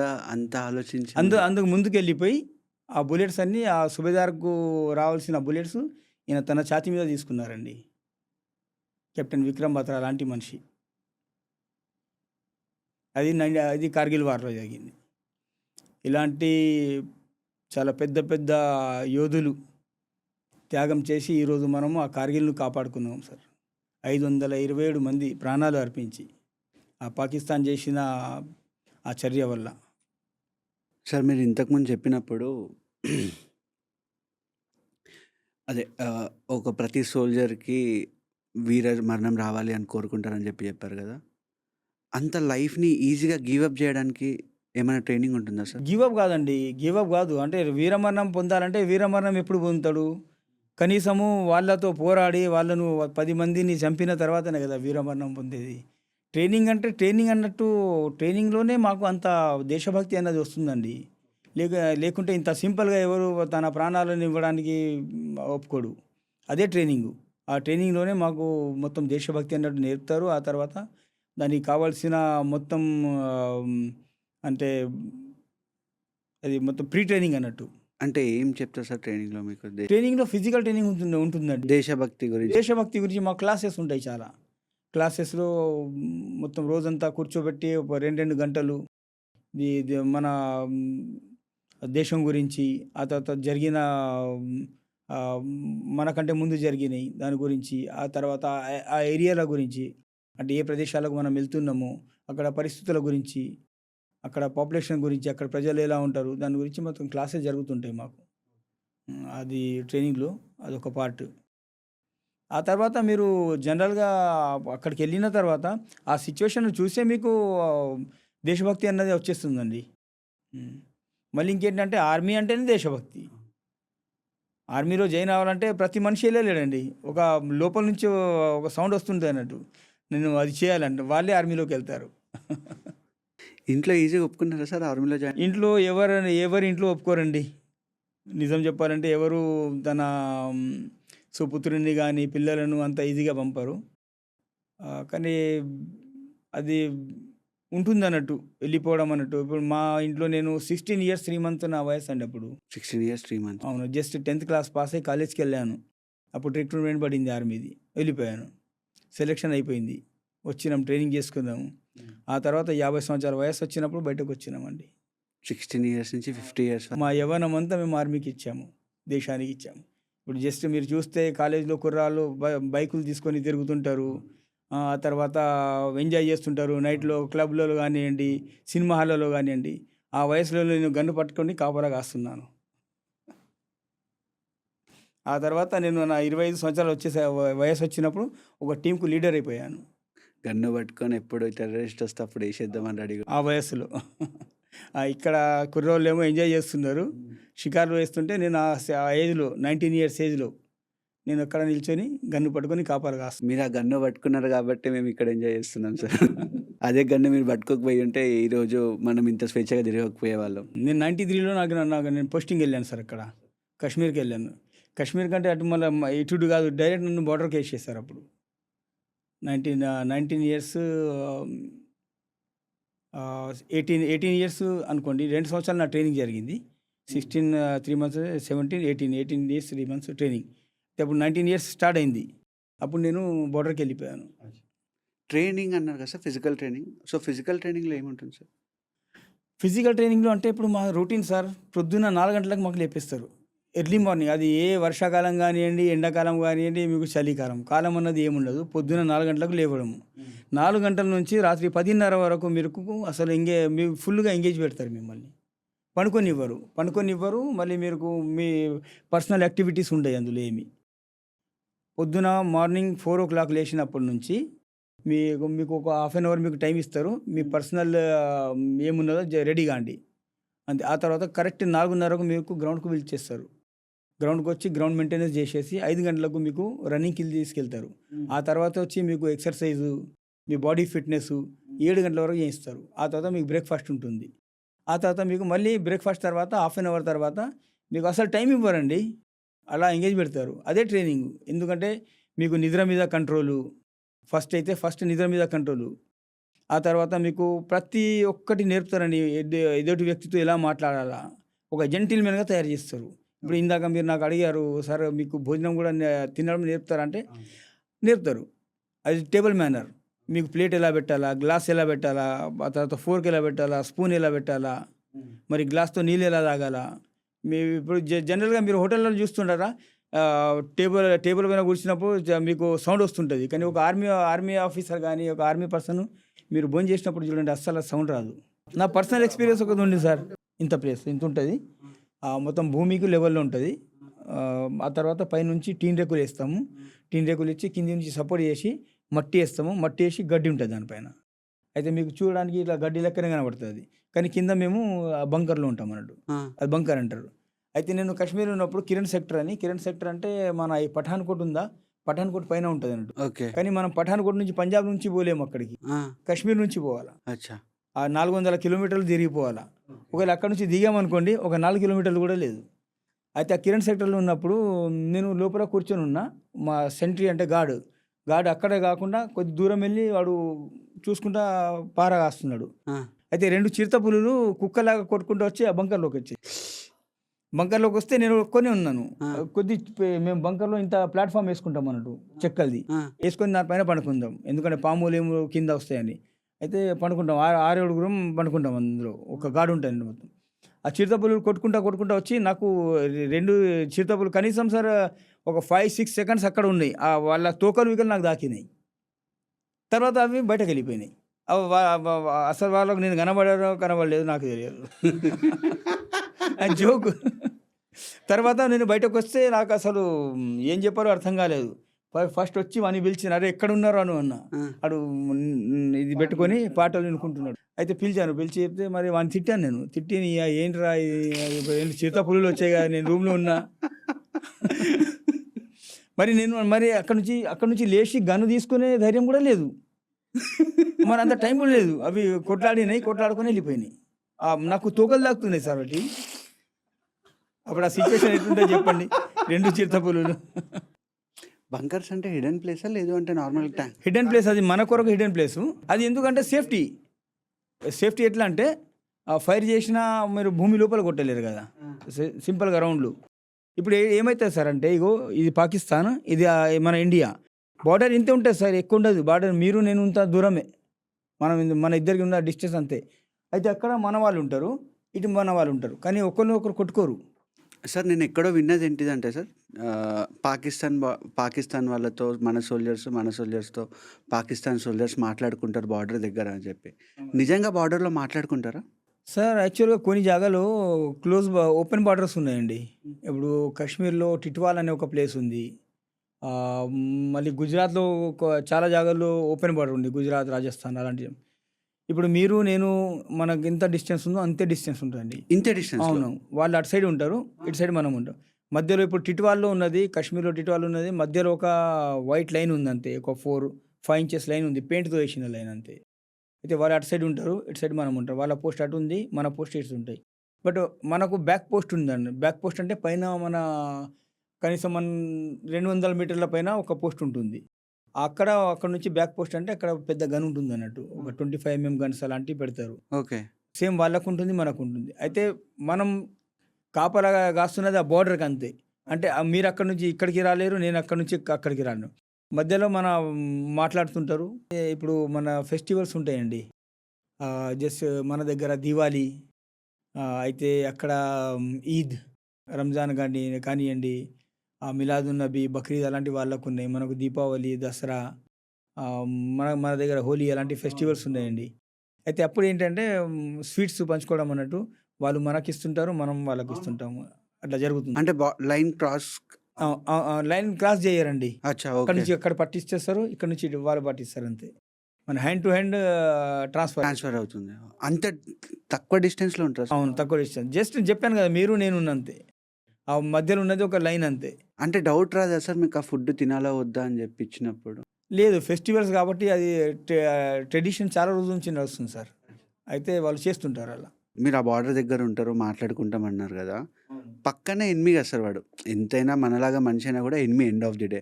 అలాంటివన్నీ చూస్తే మీకు చంపేయాలి, వినేసి పడేయాలని ఏం అనిపించదా సార్? అనిపిస్తుంది సార్, చంపేయాలనిపిస్తుంది, అనిపిస్తుంది కానీ మనం ఎప్పుడైనా కానీ, నేను ఇంతకుముందు చెప్పాను, మనం ఇండియా వాళ్ళం కావాలని వాళ్ళను గెలికి మనం ఎప్పుడు మొదలు పెట్టామండి. స్టార్ట్ మనం ఇంతవరకు ఎప్పుడు చేయలేదు, ఇంకా భవిష్యత్తులో కూడా చేయము. కానీ ఎండ్ చేసేది మాత్రం మనమే. అయితే ఇప్పుడు ఎన్ని వార్లు జరిగినాయో మీరు చూసి ఉంటారు, విని ఉంటారు, చదివి ఉంటారు. పాకిస్తానే మొదలుపెట్టింది, కానీ ఎండ్ చేసేది మాత్రం ఇండియానే.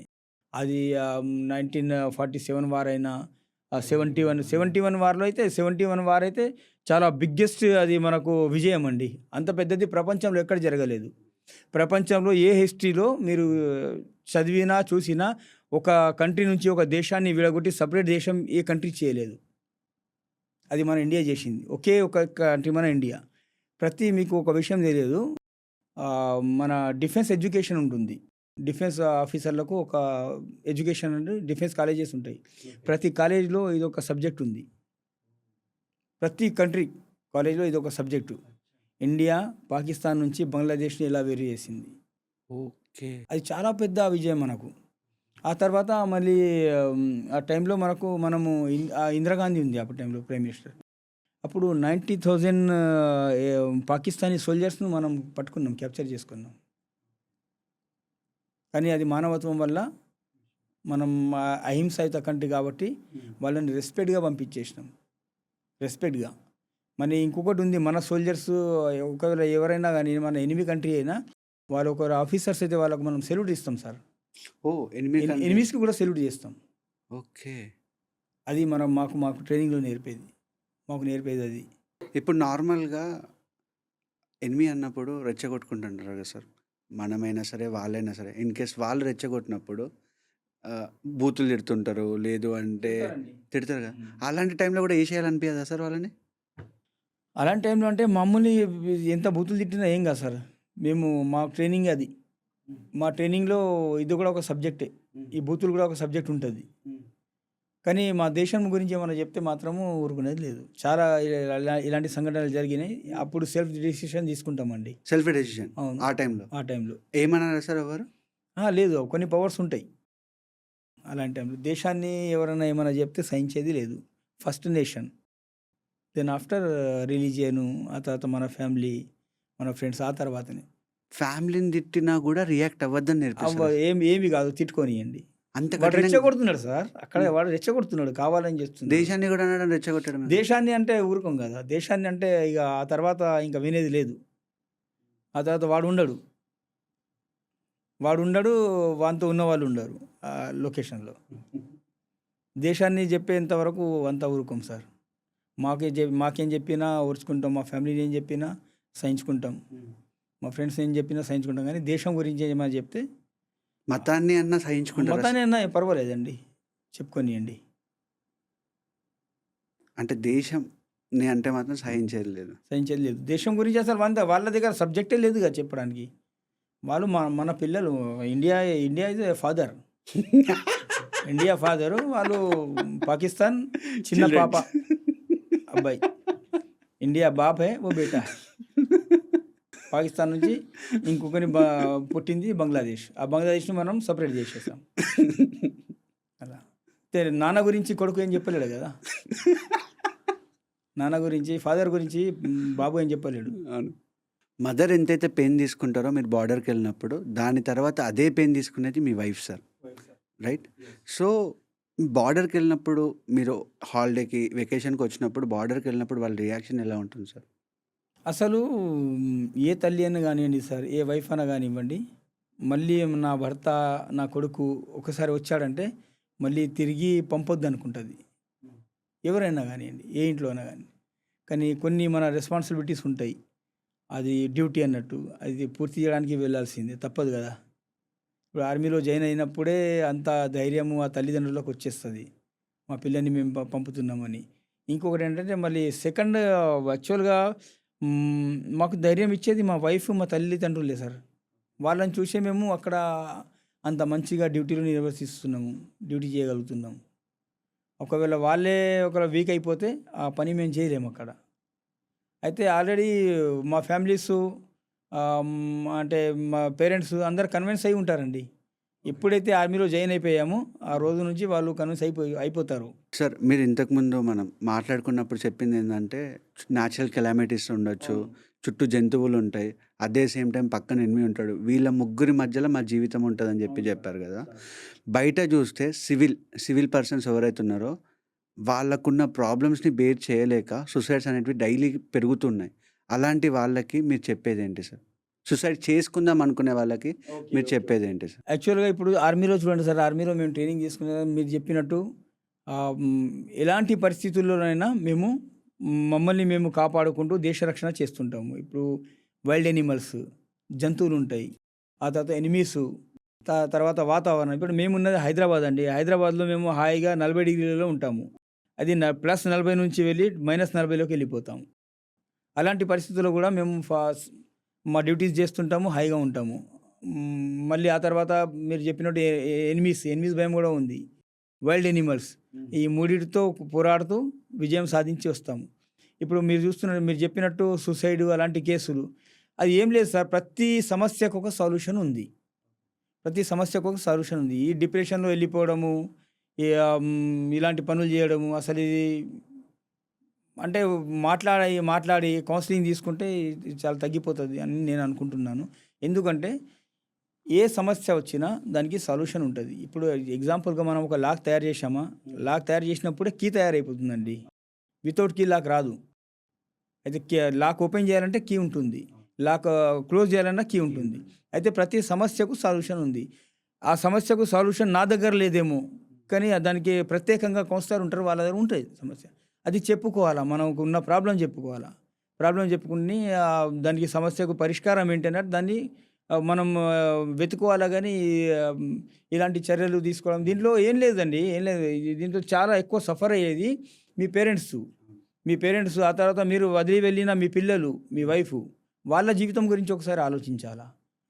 అంతే, ఇంకేం లేదు సార్. ప్రతి సమస్యకు సమాధానం ఉంది. చెప్పి చూడండి. మీరు ఒకసారి నోరు విప్పారనుకోండి, ఎవడైనా కానీ 100 మందికి చెప్తే ఒక మనిషి అన్న దానికి సొల్యూషన్ చెప్తాడు. అదే కానీ లేదు నాకు మార్కులు తక్కువొచ్చాయని, నాకు ఇలా అయిపోయిందని, నేను బిజినెస్‌లో లాస్ అయిపోయానని ఇలా చేయడం ఇది మ్యాక్సిమంగా జరుగుతుంది. మీరు చెప్తున్నది 25 ఇయర్స్ నుంచి 40 ఇయర్స్ ఏజ్ లోపల.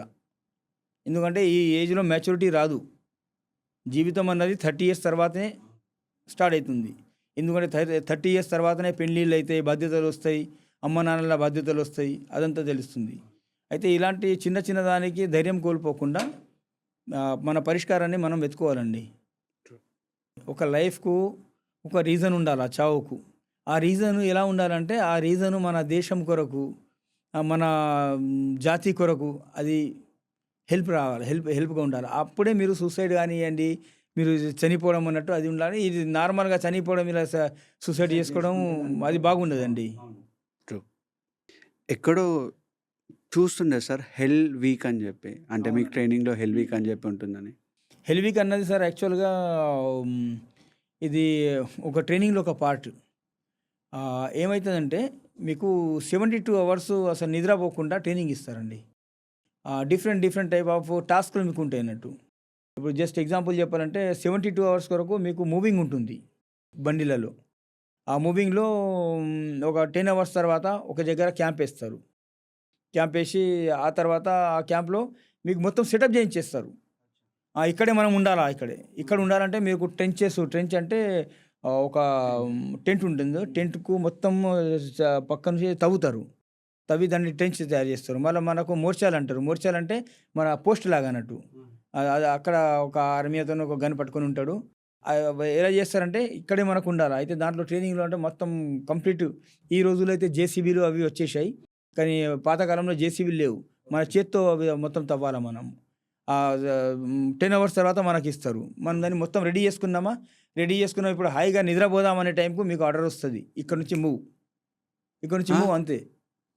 మళ్ళీ ఒక పాయింట్ దొరుకుతుంది మీకు. అది ఒక 6-7 అవర్స్ తర్వాత ఆ పాయింట్ ఉంటుంది. అక్కడికొచ్చి అక్కడ మీరు క్యాంప్ పెట్టండి అని. మళ్ళీ అక్కడికి వెళ్ళిన తర్వాత మనం మన భోజనాలు రెడీ చేస్తున్నామా, అదే టైంలో మీకు మళ్ళీ ఆర్డర్స్ వస్తాయి. వితిన్ 10 మినిట్స్‌లో మీరు ఇక్కడ నుంచి మొత్తం క్లోజ్ చేసి వేరే ప్లేస్‌కి వెళ్ళిపోవాలి. అంటే తినొద్దా సార్ ఆ టైం? తినడం ఏమి ఉండదండి. మళ్ళీ డ్రై రేషన్ మీకు ఇస్తారు. డ్రై రేషన్ ఇస్తారు. డ్రై రేషన్ అంటే జస్ట్ శనగలు, మన బియ్యం అలాంటిది ఉంటుంది. అది మీరు టైం దొరికితే తయారు చేసుకోండి. లేకుంటే అది తినకుండా మీరు బతకాలన్నట్టు. డ్రై రేషన్ తినకుండా బతకాలి. డ్రై రేషన్ ఉంటుంది. ఆ తర్వాత మీకు వాటర్ బాటిల్స్ ఉంటాయి. అది మొత్తం మన ఒక డ్రెస్ లాంటిది ఉంటుంది. వెనక బ్యాక్ ప్యాక్ ఉంటుంది ఒకటి, సైడ్కి ఒక బ్యాక్ ప్యాక్ ఉంటుంది. అందులో మనం రేషన్ పెట్టుకొని వెళ్ళాలి. అలాంటి ట్రైనింగ్స్ ఉంటాయి. దాన్ని హెల్ వీక్ అంటారు. 72 అవర్స్ ఉంటుంది. ఆ తర్వాత 72 అవర్స్ తర్వాత మీకు ఒక జస్ట్ చిన్న బ్రేక్ ఉంటుంది సార్, ఒక 2-3 గంటలది. ఆ తర్వాత మళ్ళీ అగైన్ 72 అవర్స్ ఎక్సర్సైజ్. 72 గంటగా ఎక్సర్సైజ్ అంటారు దాన్ని. అది ఒక ట్రైనింగ్లో ఒక పార్ట్ అండి. అది మన లొకేషన్లో కాదు, మన లొకేషన్ నుంచి చాలా దూరం తీసుకెళ్తారు మిమ్మల్ని. ఆ లొకేషన్స్ ఇస్తుంటారు. ఇలా హెల్ వీక్ అని అందులో 72 అవర్స్ 2 పార్ట్లలో చేస్తారు. అసలు మిమ్మల్ని నిద్రపోనీయకుండా, మిమ్మల్ని రెస్ట్ చేయకుండా అలా ఉంటుంది అన్నట్టు. అది ఒక వార్ ప్రాక్టీస్ అండి. వార్లో ఉన్నప్పుడు ఆ తర్వాత మీరు నైట్లో వెళ్ళినప్పుడు, మూమెంట్ జరిగినప్పుడు మీరు వెహికల్స్లో మీ సరుకులంతా లోడ్ చేస్తారా, వెహికల్స్ లైట్లు వెలిగియవద్దు. లైట్ అలా ఉండదు. బ్లాక్అవుట్ మొత్తం. వితౌట్ లైట్తో మీరు మూమెంట్ రోడ్లపైన, గుట్టలపైన సార్ అలా ఉంటుంది. లైట్ వెలిగియద్దు, అసలు లైట్ అనేది ఉండదు. ఎందుకంటే లైట్ ద్వారా మనకు ఎనిమి ఈజీగా Track పాయింట్ అవుట్ చేస్తాడు. ట్రాక్ చేస్తాడు. అయితే మన మూమెంట్ కూడా ఒక నైట్లో ఎక్కువ ఉండదు సార్. ఒక 4-5 కిలోమీటర్ల కంటే ఎక్కువ ఉండదు మొత్తం నైట్ నడిచిన. ఆ తర్వాత మళ్ళీ ఇంకేంటంటే ఇప్పుడు వెహికల్స్ బురదలో ఇరుక్కుంటాయి, ఆ తర్వాత శాండ్లో ఇరుక్కుంటాయి. వాటిని తీయడము, వెహికల్స్ని తీసి ఎక్కడి నుంచి మరి మూమెంట్ వేసి ముందుకు వెళ్ళడము అలాంటివి ఉంటుంది సార్. అంటే అలాంటి టైంలో కూడా వెనుకకి వెళ్ళిపోదాం అనిపించదా సార్? అనిపిస్తుంది సార్, వెనుకకి వెళ్ళిపోదాం అనిపిస్తుంది. కానీ మన వాళ్ళంతా చేస్తున్నది ఎవరి కోసం చేస్తున్నారు? దేశం కోసమే కదా చేస్తున్నది, ఒక ప్రాక్టీస్ కదా. అది ఉంటావు, ధైర్యం ఉంటుంది అన్నట్టు. మనకు చేస్తున్నది అది ప్రాక్టీస్. అది ఈ రోజు కాకుండా మనకు వారం రోజు మనకు పనికి వస్తుంది అది. సార్ గ్లాస్ ఈటింగ్ రిచువల్ అనేది ఉంటుందంట కదా సార్ ట్రైనింగ్? ఎస్ ఇదే యాక్చువల్గా ఏంటంటే కమాండోస్ ఉంటారండి, ఈ పారా కమాండోస్ ఉంటారు, పారాట్రూపర్స్ అంటారు. అయితే అంటే జంప్ చేస్తారు వాళ్ళు ఓకే. పారాషూట్ పెట్టుకొని. అయితే వాళ్ళకి ఏంటంటే వాళ్ళ పాసింగ్ అవుట్ అంటే పారా ట్రైనింగ్ అయిపోయిన తర్వాత వాళ్ళకు రెడ్ క్యాప్ పెడతారండి. రెడ్ క్యాప్ ఉంటుంది వాళ్ళకు, మెరూన్ కలర్. పారాట్రూపర్స్ అంతా మెరూన్ క్యాప్ పెడతారు. అయితే ఆ మెరూన్ క్యాప్ సెరమనీ ఉంటుంది. ఆ రోజు సెరమనీ జరిపినప్పుడు ఆ కెడెట్స్ అందరూ వాళ్ళకు గ్లాస్ ఉంటుంది. సర్వసాధారణంగా మా దగ్గర వాడేది బోరోసిల్ కంపెనీ గ్లాస్. ఆ గ్లాసు ప్లెయిన్గా ఉంటుంది మొత్తం. ఆ గ్లాసులో రమ్ అంటే ఒక లిక్కర్, ఒక 60 ml అందులో వేసి ఇస్తారు. అయితే అది ఇలా పట్టుకొని అంటే ఒకే శ్వాసలో కంప్లీట్, మళ్ళీ ఇట్లా బయట తీయద్దు అన్నాడు. అదొక ట్రెడిషన్ ముందర నుంచి నడుస్తుంది, అది బ్రిటిష్ ఆర్మీ నుంచి నడుస్తుంది అది. అయితే అదే ట్రెడిషన్ మనం యూజ్ చేస్తున్నాము. అయితే ఆ గ్లాసును మొత్తం అది అయిపోయిన తర్వాత ఆ చేతుల నుంచి వదిలేస్తాడు ఆయన, వదిలేసి ఇలా కట్ చేస్తున్నాడు పండ్లతో కట్ చేసి ఆ గ్లాసు ఒక కొన, ఒక ఎడ్జ్ అది కంప్లీట్గా నోట్లో వచ్చేస్తాయి అన్నట్టు. అది ఆ తర్వాతనే ఆయన వచ్చి ఆ ఇన్స్ట్రక్టర్ అయితే ఎవరైతే సెరమనీకి వచ్చారో ఆ అబ్బాయికి క్యాప్ పెడతారు. వాళ్ళు పారాట్రూపర్స్ ప్లస్ పారా కమాండోసు వాళ్ళు అంటే పచ్చి మాంసం తింటారండి. పచ్చి మాంసం ఎస్, అంటే అడవులలో దొరికే పాములు, కప్పలు ఆ ట్రైనింగ్లో. నాగం పాము ఉంటుంది కదా మన కోబ్రా, కోబ్రాను ఈజీగా వాళ్ళు పట్టుకొని తలకాయ కట్ చేసుకొని మిగతా అంతా వండుకుంటారు, తినేస్తారు. జంగల్ ట్రైనింగ్ ఉంటుంది మొత్తం. ఇప్పుడు మీరు హెల్విక్ అన్నారా, హెల్విక్ జరిగేది ఎక్సర్సైజ్లో జరుగుతుంది. అలానే జంగల్లో కూడా ట్రైనింగ్ ఉంటుంది. మిమ్మల్ని జంగల్లో వదిలేస్తారు, ఒక గ్రూప్ ఉంటుంది మొత్తం, ఒక 10 మంది బ్యాచ్ ఉంటుందా, 10 మందిని 10 జాగాలలో వదిలేస్తారు. 10 మందిని జంగల్లో 10 జాగాలలో వదిలేస్తారు. 72 hours తర్వాత ఒక పాయింట్ ఇస్తారు, అక్కడికి రావాలా. అయితే వాళ్ళంతా ఒక్కడే సఫర్ చేసుకోవాలి. అప్పుడు వాళ్ళకి ఇచ్చేది రేషన్, అదే నేను చెప్పిన డ్రై రేషన్ అంతే. ఆ 72 hours నువ్వు నీకు ఇన్ని నీళ్ళు ఇచ్చాము, ఆ నీళ్ళలోనే నువ్వు చూసుకోవాలా. ఆ డ్రై రేషన్ ఎంత ఇచ్చారో అందులో నేను నీ మొత్తం పని అంతా చేసుకోవాలి. అప్పుడు ఆ టైంలో మనకు అవసరం పడేది అడవి జంతువులు, చిన్న చిన్న జంతువులు, కప్పలు కానివ్వండి, పాములు కానివ్వండి, మళ్ళీ ఒకవేళ ఫిష్ పౌండ్స్ ఏమైనా ఉంటే అందులో ఫిషింగ్ చేస్తుంటారు. చేసుకొని అడవులు మనం ఎలాగైనా 72 hours వితౌట్ వంటకాలు భోజనాలు లేకుండా మనం బతికి బయటకు రావాలి. అందులో మరి మీరు చెప్పినట్టు అడవి జంతువులు అన్నీ ఉంటాయి. మీరు సర్వీస్లో ఉన్నప్పుడు ఎనీ బ్రూటల్ డెత్ సార్? అవునండి, నేను ఒక ఆపరేషన్లో ఉన్నప్పుడు మేము అంబుస్ అని వెళ్తాము. అంబుస్ అంటే ఆ రోజు మాకు సోర్స్ల ద్వారా తెలుస్తారంటే ఈరోజు ఇన్ఫిల్ట్రేషన్ జరుగుతుందంటే మిలిటెంట్స్ లోపలికి వస్తున్నారు. అయితే అలా జరిగితే మేము ఆ రోజు ఉన్నామండి. ఒక అబ్బాయి ప్రకాష్ పాటిల్ అని కర్ణాటక, గోవా దగ్గర వాళ్ళ ఊరు ఉండేది. అయితే ఆ అబ్బాయి నాతో ఉన్నాడు. అప్పుడు నేను టీమ్ లీడర్గా ఉన్నాను. అయితే అంటే మూమెంట్ జరగానే ఫైర్ వచ్చింది, మిలిటెంట్ ఫైర్ వచ్చింది. అయితే మా దగ్గర నుంచి కూడా ఫైర్ అయింది. వాళ్ళిద్దరిని మేము హతమార్చినాం. అంతకుముందు ఈ అబ్బాయికి వచ్చి ఇలా ఇక్కడ దాకిందండి కరెక్ట్గా బుల్లెట్, ఈ ఏరియాలో దాకి ఇక్కడ నుంచి ఇలా వెళ్ళిపోయింది, వెనుక నుంచి ఇక్కడ నుంచి ఇక్కడికి వెళ్ళిపోయిన తర్వాత ఆ అబ్బాయి చాలా కామెడియన్, మంచి స్పోర్ట్స్ పర్సను, అతను చాలా కామెడీ చేశాడు. వెళ్ళిపోయిన తర్వాత ఇక ఏం లేదు, కింద పడిపోయాడు. చెప్పాడు అన్నట్టు, హిందీలో చెప్పాడు, సాబ్ లగ్తా మేరకు ఒక చోట్ లగ్ గయి అన్నాడు. అరే క్యా హోగా అని చూసేసరికి బుల్లెట్, అప్పుడు అర్థమయ్యా బుల్లెట్ ఫైర్ వచ్చింది. చూసేసరికి ఇక్కడ నుంచి మొత్తం బ్లీడింగ్ అవుతుంది. అరే నీకు రక్తం వెళ్తుంది కదా అంటే, సార్ రక్తం వెళ్తుంది ఏమైందో అని. ఆ తర్వాత మేము మెసేజ్ చేసాము, వాకీ టాకీతో మెసేజ్ చేస్తే మాకు 2 కిలోమీటర్ల డిస్టెన్స్లో ఆ యూనిట్ ఉంది. రాత్రి అక్కడ నుంచి అంబులెన్స్ వచ్చిందండి. ఒక హాఫ్ అన్ అవర్ 45 మినిట్స్లో అంబులెన్స్ వచ్చింది. ఆ తర్వాత ఆపరేషన్ క్లోజ్ అయిపోయింది. మేము ఈయనను మెడికల్ ఇన్స్పెక్షన్ రూమ్కి తీసుకెళ్ళాలా. అక్కడ నుంచి హాస్పిటల్, చిన్న హాస్పిటల్స్ ఉంటాయండి మా దగ్గర. అయితే మాకు అక్కడ నుంచి కనీసం 15 కిలోమీటర్లు సార్. అయితే తీసుకెళ్తున్నాం ఆయనను తీసుకొని. తీసుకెళ్తుంటే మాకు అప్పుడు అడిగినప్పుడు డాక్టర్, ఒక ఎంబీబీఎస్ డాక్టర్, ఆయన ఏం చెప్పారంటే ఆయనను పడుకోనివ్వద్దని చెప్పారు. ఓకే. బ్లీడింగ్ అవుతుంది, అది ఏమన్నా మీరు బట్ట పెట్టి ఆ బ్లీడింగ్ ఆపండి. ఆ తర్వాత ఆయనను పడుకోనివ్వద్దు, మీరు తీసుకురండి, ఎంత తొందర వస్తే అంత తొందర మనం ఏమైనా చేయవచ్చు. అయితే సరే తీసుకెళ్తున్నాం సార్. తీసుకెళ్తున్నప్పుడు బ్లీడింగ్ అవుతుంది అంతే. ఆయన చెప్పింది ఒకటే మాట, అది నాకు ఈ రోజు కూడా జ్ఞాపకం ఉంది. సాబ్ మేరే ఘర్ వాలోं से बात करा दो. అంటే నా ఇంటి వాళ్ళతో ఒకసారి మాట్లాడాడు సార్. అక్కడ మొబైల్ నడవదు, తీసుకొస్తున్నాము, ల్యాండ్లైన్ ఫోన్ లేదు. మేము చెప్తున్నా సరే సరే ఇంతో మాట్లాడిస్తాము, నీకేం కాదురా, నీకేం కాదు, నువ్వు టెన్షన్ తీసుకోకు అని మేము చెప్తున్నాము. అది పండుకొని ఇస్తాను, పండుకొని ఇవ్వడం లేదు, ఏదో ఒకటి మాట్లాడుకుంటా. అయితే అంతలోనే కన్ను మూసేశారు సార్. కన్ను మూసేసరికి ఇక మేము భయపడిపోయాము. భయపడిపోయి ప్రకాష్ అని నదిలిసరికి ఇలా కన్ను తెరిచి అంటున్నాడు, నేను జోక్ చేశాను, నేను చచ్చిపోయానా అన్నాడు సార్. ఈ మాట చెప్పాడు. ఏం సార్ మీరు భయపడ్డారా నేను చచ్చిపోయానని అంటే, నేను సునాన్ని అంటే పండుకోవద్దు, నాకు చాలా నొప్పి పెడుతున్నది, మీరు ఒక పని చేయండి, మా ఇంటి వాళ్ళతో మాట్లాడియండి. ఆ 15 కిలోమీటర్లు వెళ్ళాం సార్. వెళ్ళి ఆ స్ట్రెచర్ పట్టుకొని హాస్పిటల్లోకి వెళ్తున్నాం. అంతలో చచ్చిపోయాడు. అప్పుడే ప్రాణాలు వదిలేశాడు. ఆ మధ్యలో జస్ట్ 10 నిమిషాల ముందు మాతో కామెడీ చేశాడు. మమ్మల్ని అందరినీ భయపెట్టి కళ్ళు మూసుకునేసరికి పక్కన ఉన్న అబ్బాయి అంటున్నాడు, సార్ ఏతో చచ్చిపోయాడు మరగయ అని. సరే కళ్ళు తెరిచి నవ్వుతున్నాడు. నవ్వి అంటున్నాడు, భయపడ్డారా మీరు అందరూ చచ్చిపోయాని? నేను చచ్చిపోలేదు, నేను బాగానే ఉన్నాను, నాకు మా ఫ్యామిలీతో మాట్లాడండి. జస్ట్ 4 months అయింది పెళ్ళి. జస్ట్ 4 months పెళ్ళి. 4 months. ఆ తర్వాత నేను రియర్లో ఉన్నాను. రియర్లో అంటే మాకు అంటే మా వాళ్ళు ఆర్మీ వాళ్ళు వచ్చిన వాళ్ళందరూ పైకి ఇక్కడ నుంచి వస్తారా, పీస్ లొకేషన్ నుంచి వచ్చి అక్కడ ఆగి 2-3 రోజులు క్లైమేటేషన్ అన్నాడు. ఆ క్లైమేట్కి అలవాటు పడి పైకి వెళ్తారు. అయితే అక్కడ ఉన్నప్పుడు ఆపరేషన్ జరిగాయి సార్. ఆపరేషన్ జరిగితే నాకు ఒక బాధ్యత ఇచ్చారు. ఏ ఆపరేషన్లో కానీ ఎవరైనా సోల్జర్కి ఏమైనా అయినా వాళ్ళ ఇంటికి ఇన్ఫర్మేషన్ ఇచ్చేది నా బాధ్యత.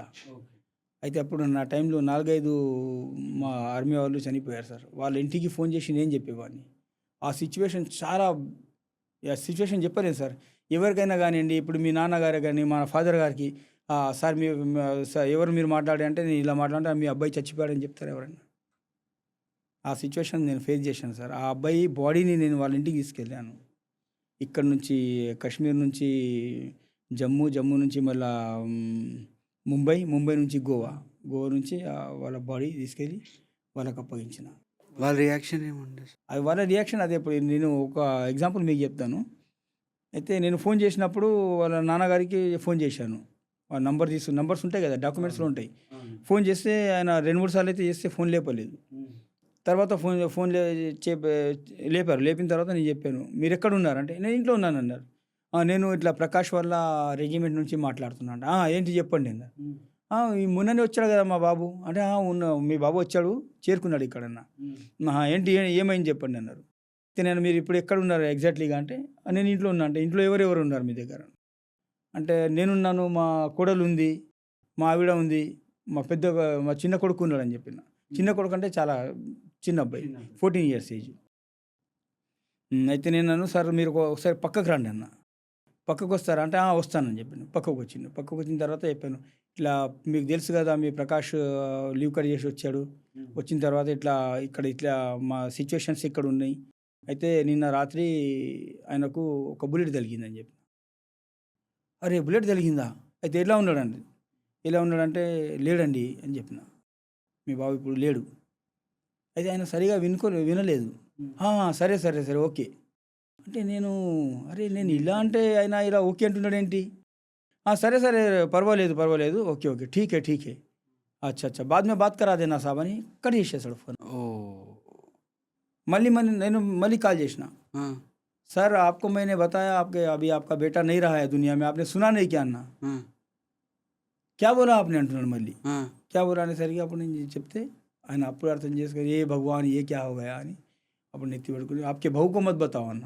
ఆమె పాపం ఆమె వాళ్ళ వైఫ్ ప్రెగ్నెంట్, జస్ట్ 4 months అయింది మ్యారేజ్ అయ్యి. అలాంటి సిచ్యువేషన్స్ నేను ఫేస్ చేశాను సార్. అయితే ఈ బాధ్యత చాలా పెద్దది సార్. అప్పుడు ఎందుకంటే వాళ్ళ ఇంటి వాళ్ళకు ఫోన్ చేసి మీ వాడు లేడు అని చెప్పడం చాలా గుండె ధైర్యం కావాలి దానికి.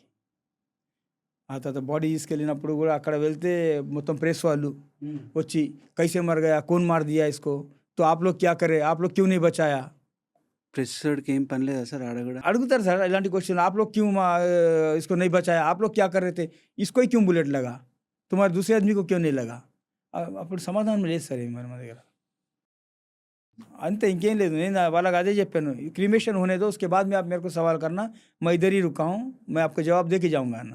నార్మల్గా బాడీని తీసుకొని వెళ్తారు కదా సార్, తీసుకెళ్ళినప్పుడు క్రిమేషన్ అయిపోయే వరకు మీరు ఉంటారా సార్? ఉంటాం సార్. మొత్తం క్రిమేషన్ అవుతారు. క్రిమేషన్ అయిన తర్వాత ఫొటోస్ తీసి వీడియోస్ తీసి వాళ్ళ మనకు కావాల్సిన డాక్యుమెంట్స్ అంతా వాళ్ళ దగ్గర నుంచి తీసుకొని రిసీవ్ చేసుకొని వస్తాం. సార్ ఇప్పుడు రిటైర్డ్ అయ్యాక మీరు ఏం చేస్తున్నారు సార్? సార్ నేను 2021లో సుబేదార్ మేజర్ ఆనరీ కెప్టెన్గా రిటైర్డ్ అయ్యానండి.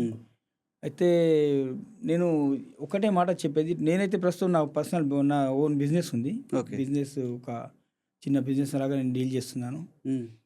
కానీ ఆర్మీ నుంచి రిటైర్ అయిన తర్వాత సార్, యాక్చువల్గా ఇప్పుడు బయటకు వచ్చిన తర్వాత సింపుల్గా ఆర్మీ నుంచి రిటైర్ అయ్యారంటే ఉద్యోగం ఏంటంటే బ్యాంక్ మీద సెక్యూరిటీ, అయితే సెక్యూరిటీ గార్డ్. ఆర్మీలో ఉన్నప్పుడు ఇప్పుడు మీకు ఒక ట్యాంక్ ప్రైస్ తెలుసా సార్? ఒక ట్యాంక్, ఆర్మీ ట్యాంక్ 70 కోట్ల నుంచి 100 కోట్ల మధ్యలో ఉంటుంది.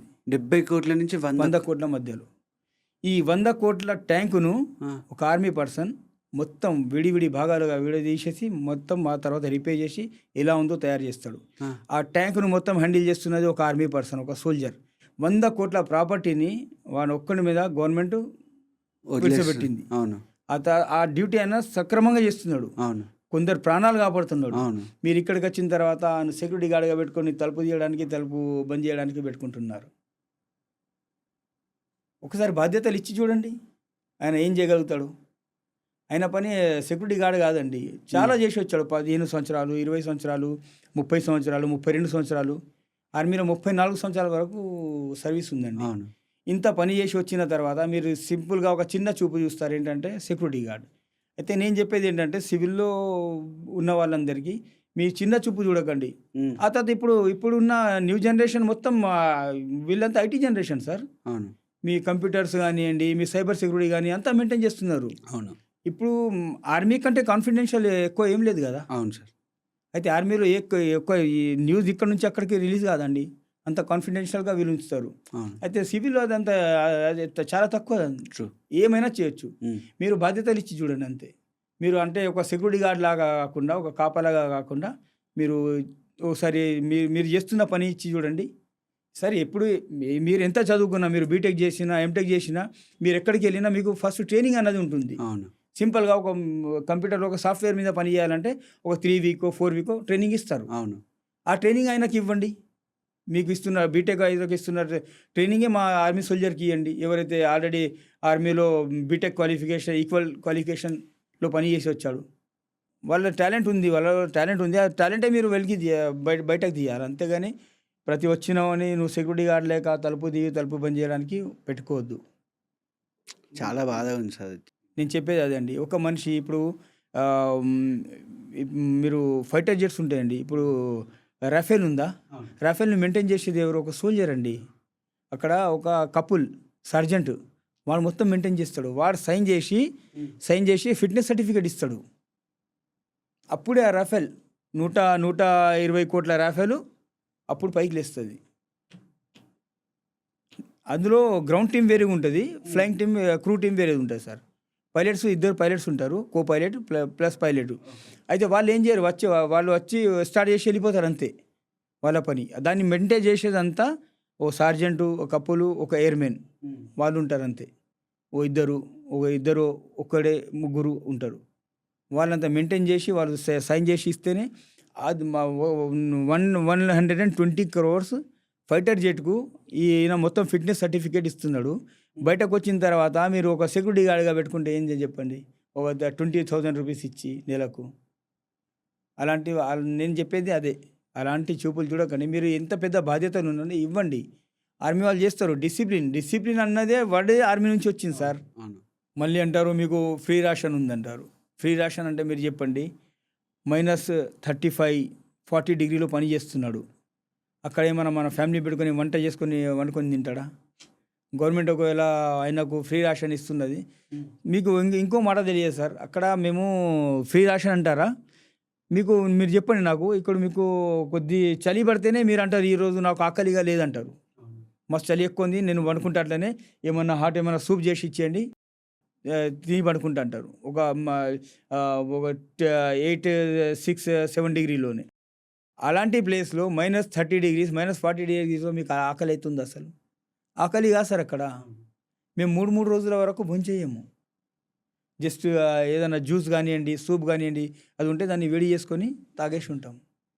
కొన్ని డ్రై ఫ్రూట్స్ వస్తాయి అక్కడ, ఈ కాజు, కిష్మిష్ అలాంటివి వస్తాయి. అవి కూడా అసలు మనం తినలేము సార్. తిన్నా మీకు డైజెషన్ కాదు, ఆ హైట్ ఆక్సిజన్ లేదు. అసలు ఆక్సిజన్ లేకపోవడం వల్ల మీ బ్రెయిన్లో ఏదో చీ అన్నట్టు శబ్దం వస్తుంటుంది, టెన్షన్గా ఉంటారు. మీరు ఫ్లైట్లో జర్నీ చేసినప్పుడు ఒక చెవులలో సౌండ్ వస్తుందా, అలాంటి సౌండ్ ఉంటుంది. 20,000 అడుగులు సార్ పైన, 20,000 feet హైట్, 15,000 feet హైట్. అలాంటి జాగాలలో మరి ఆ క్లైమేటు చాలా విపరీతంగా సార్. మీరు మళ్ళీ మంచు ఉందా, మంచులో మీకు చాలా మీకు అంటే బాడీకి చాలా ఎఫెక్ట్ సార్. ఇప్పుడు నా కళ్ళు డ్యామేజ్ అయినాయి మంచుల్ని. అవునా? నాకు సరిగా కనపడదు. ఇప్పుడు మీరు అప్పుడు మొబైల్ ఇచ్చారా, ఇప్పుడు నేను గ్లాస్ పెట్టుకున్నా. నాకు 2 నర్స్ ఉన్నాయి ఇక్కడ, 2 నర్స్ ఇవి ఒత్తుకొని ఉన్నాయి, దెబ్బతిన్నాయి. ఎందుకంటే స్నో ఎక్కువ కళ్ళ పైన పడడం వల్ల స్నోకు రిఫ్లెక్షన్ ఉంటుంది అన్నట్టు. దానివల్ల చాలామందికి ఒక చిల్మిన్ అనే ఒక వ్యాధి ఉన్నది, అది వచ్చేస్తుంది. అది వస్తే ఈ వేలుకి వచ్చిందా, ఇక్కడ నుంచి ఇయర్ కట్, అదే దానికి సొల్యూషన్, ఇంకా వేరేది లేదు. అవును, మొత్తం బాడీ అంతా అయిపోతుంది. కాళ్ళు చాలా మందికి వచ్చేది కాళ్ళకు వస్తే అది అక్కడ నుంచి వేలు కట్ చేసేస్తారు. మళ్ళీ ఆ తర్వాత వాళ్ళని అక్కడ నుంచి పంపించేస్తారు కిందికి. ఉంజని చాలామందికి ముక్కు మీద అయిపోతుంది, చెవులకు అయిపోతుంది. ఆ క్లైమేట్కు మొత్తం చెంపలు వెంపలు ఎండిపోయి ఆపరేషన్లో నైట్ అంతా కూర్చోడము, రాత్రంతా కూర్చోడము, ఫైరింగ్ చేయడము అలాంటిది. అయితే అలాంటి సిచ్యువేషన్లు చాలా వస్తాయి సార్ సోల్జర్స్కు. అందుకే కదా ఈ ట్రైనింగ్ ఇచ్చేది. ఒకటి ఉందండి మా దాంట్లో, హిందీలో ఉంది, హిందీలో ప్లస్ ఇంగ్లీష్లో కూడా ఉంది. जितना पसीना आप ट्रेनिंग में बहाओगे उतना खून आप वार के मैदान में बचाओगे. అంటే మీరు ట్రైనింగ్లో ఎంతైతే స్వెట్ అంటే చెమట తీస్తారో అంతా మీరు బ్లడ్ వార్ టైంలో మీరు సేవ్ చేసుకుంటారు అన్నట్టు. అందుకే ట్రైనింగ్ అన్నట్టు. కింద ట్రైనింగ్ ఇస్తారు, పైకి వెళ్ళిన తర్వాత ఇదంతా ఉంటుంది మాకు. అయితే నేను చెప్పింది అదే సార్, అంటే చిన్న చూపు చూడొద్దండి ఆర్మీ వాళ్ళంటే, ఎయిర్ ఫోర్స్ వాళ్ళన్నా, నేవీ వాళ్ళన్నా. ఎందుకంటే వీళ్ళకి ఏం తెలుసులే, యాక్చువల్గా మాకేం తెలియదండి, మాకేం తెలియదు. ఎందుకంటే బయట ప్రపంచం నుంచి మేము దూరంగా ఉంటాం, కానీ మేము చేసింది చాలా పెద్దగా ఉన్నాయి. మీకేం తెలియకపోవడం ఏంటి సార్? వీళ్ళ థింకింగ్ అంతే ఉంటుంది అన్నట్టు. బయట సివిల్ వాళ్ళ థింకింగ్ ఇదే ఉంటుంది, ఆర్మీ వాళ్ళంటే సెక్యూరిటీ గార్డే కదా అని. అయితే నేను చెప్పేది అదే అండి, మేము ఇంత పెద్ద పనులు చేసి వచ్చినాము ఆర్మీలో. మీ దగ్గర 150 కోట్ల ప్రాపర్టీ అయితే లేదు కదా, మీరు మాకు దానికి కాపాల పెడుతున్నది. 150 కోట్ల ప్రాపర్టీ గవర్నమెంట్ మాకు ఇచ్చింది హ్యాండిల్ చేయమని. అయితే మీరు కూడా కొద్దిగా మా పైన భరోసా ఉంచండి, విశ్వాసం, ట్రస్ట్ చేయండి. మీరు అనుకున్న దానికంటే ఎక్కువ చేసి చూపెడతాం. సార్ చాలా థ్యాంక్ యూ సార్, చాలా వాల్యుబుల్ ఇన్ఫర్మేషన్ చెప్పారు. అండ్ మీరు చెప్తుంటే దేశభక్తి గురించి అండ్ బార్డర్లో జరిగే ఇన్సిడెంట్స్ గురించి చెప్తుంటే చాలా షాక్గా, చాలా ఎమోషనల్గా గురయ్యాను. Thanks a lot for your time sir. Thank you sir. జై హింద్ సార్. జై హింద్. Thank you.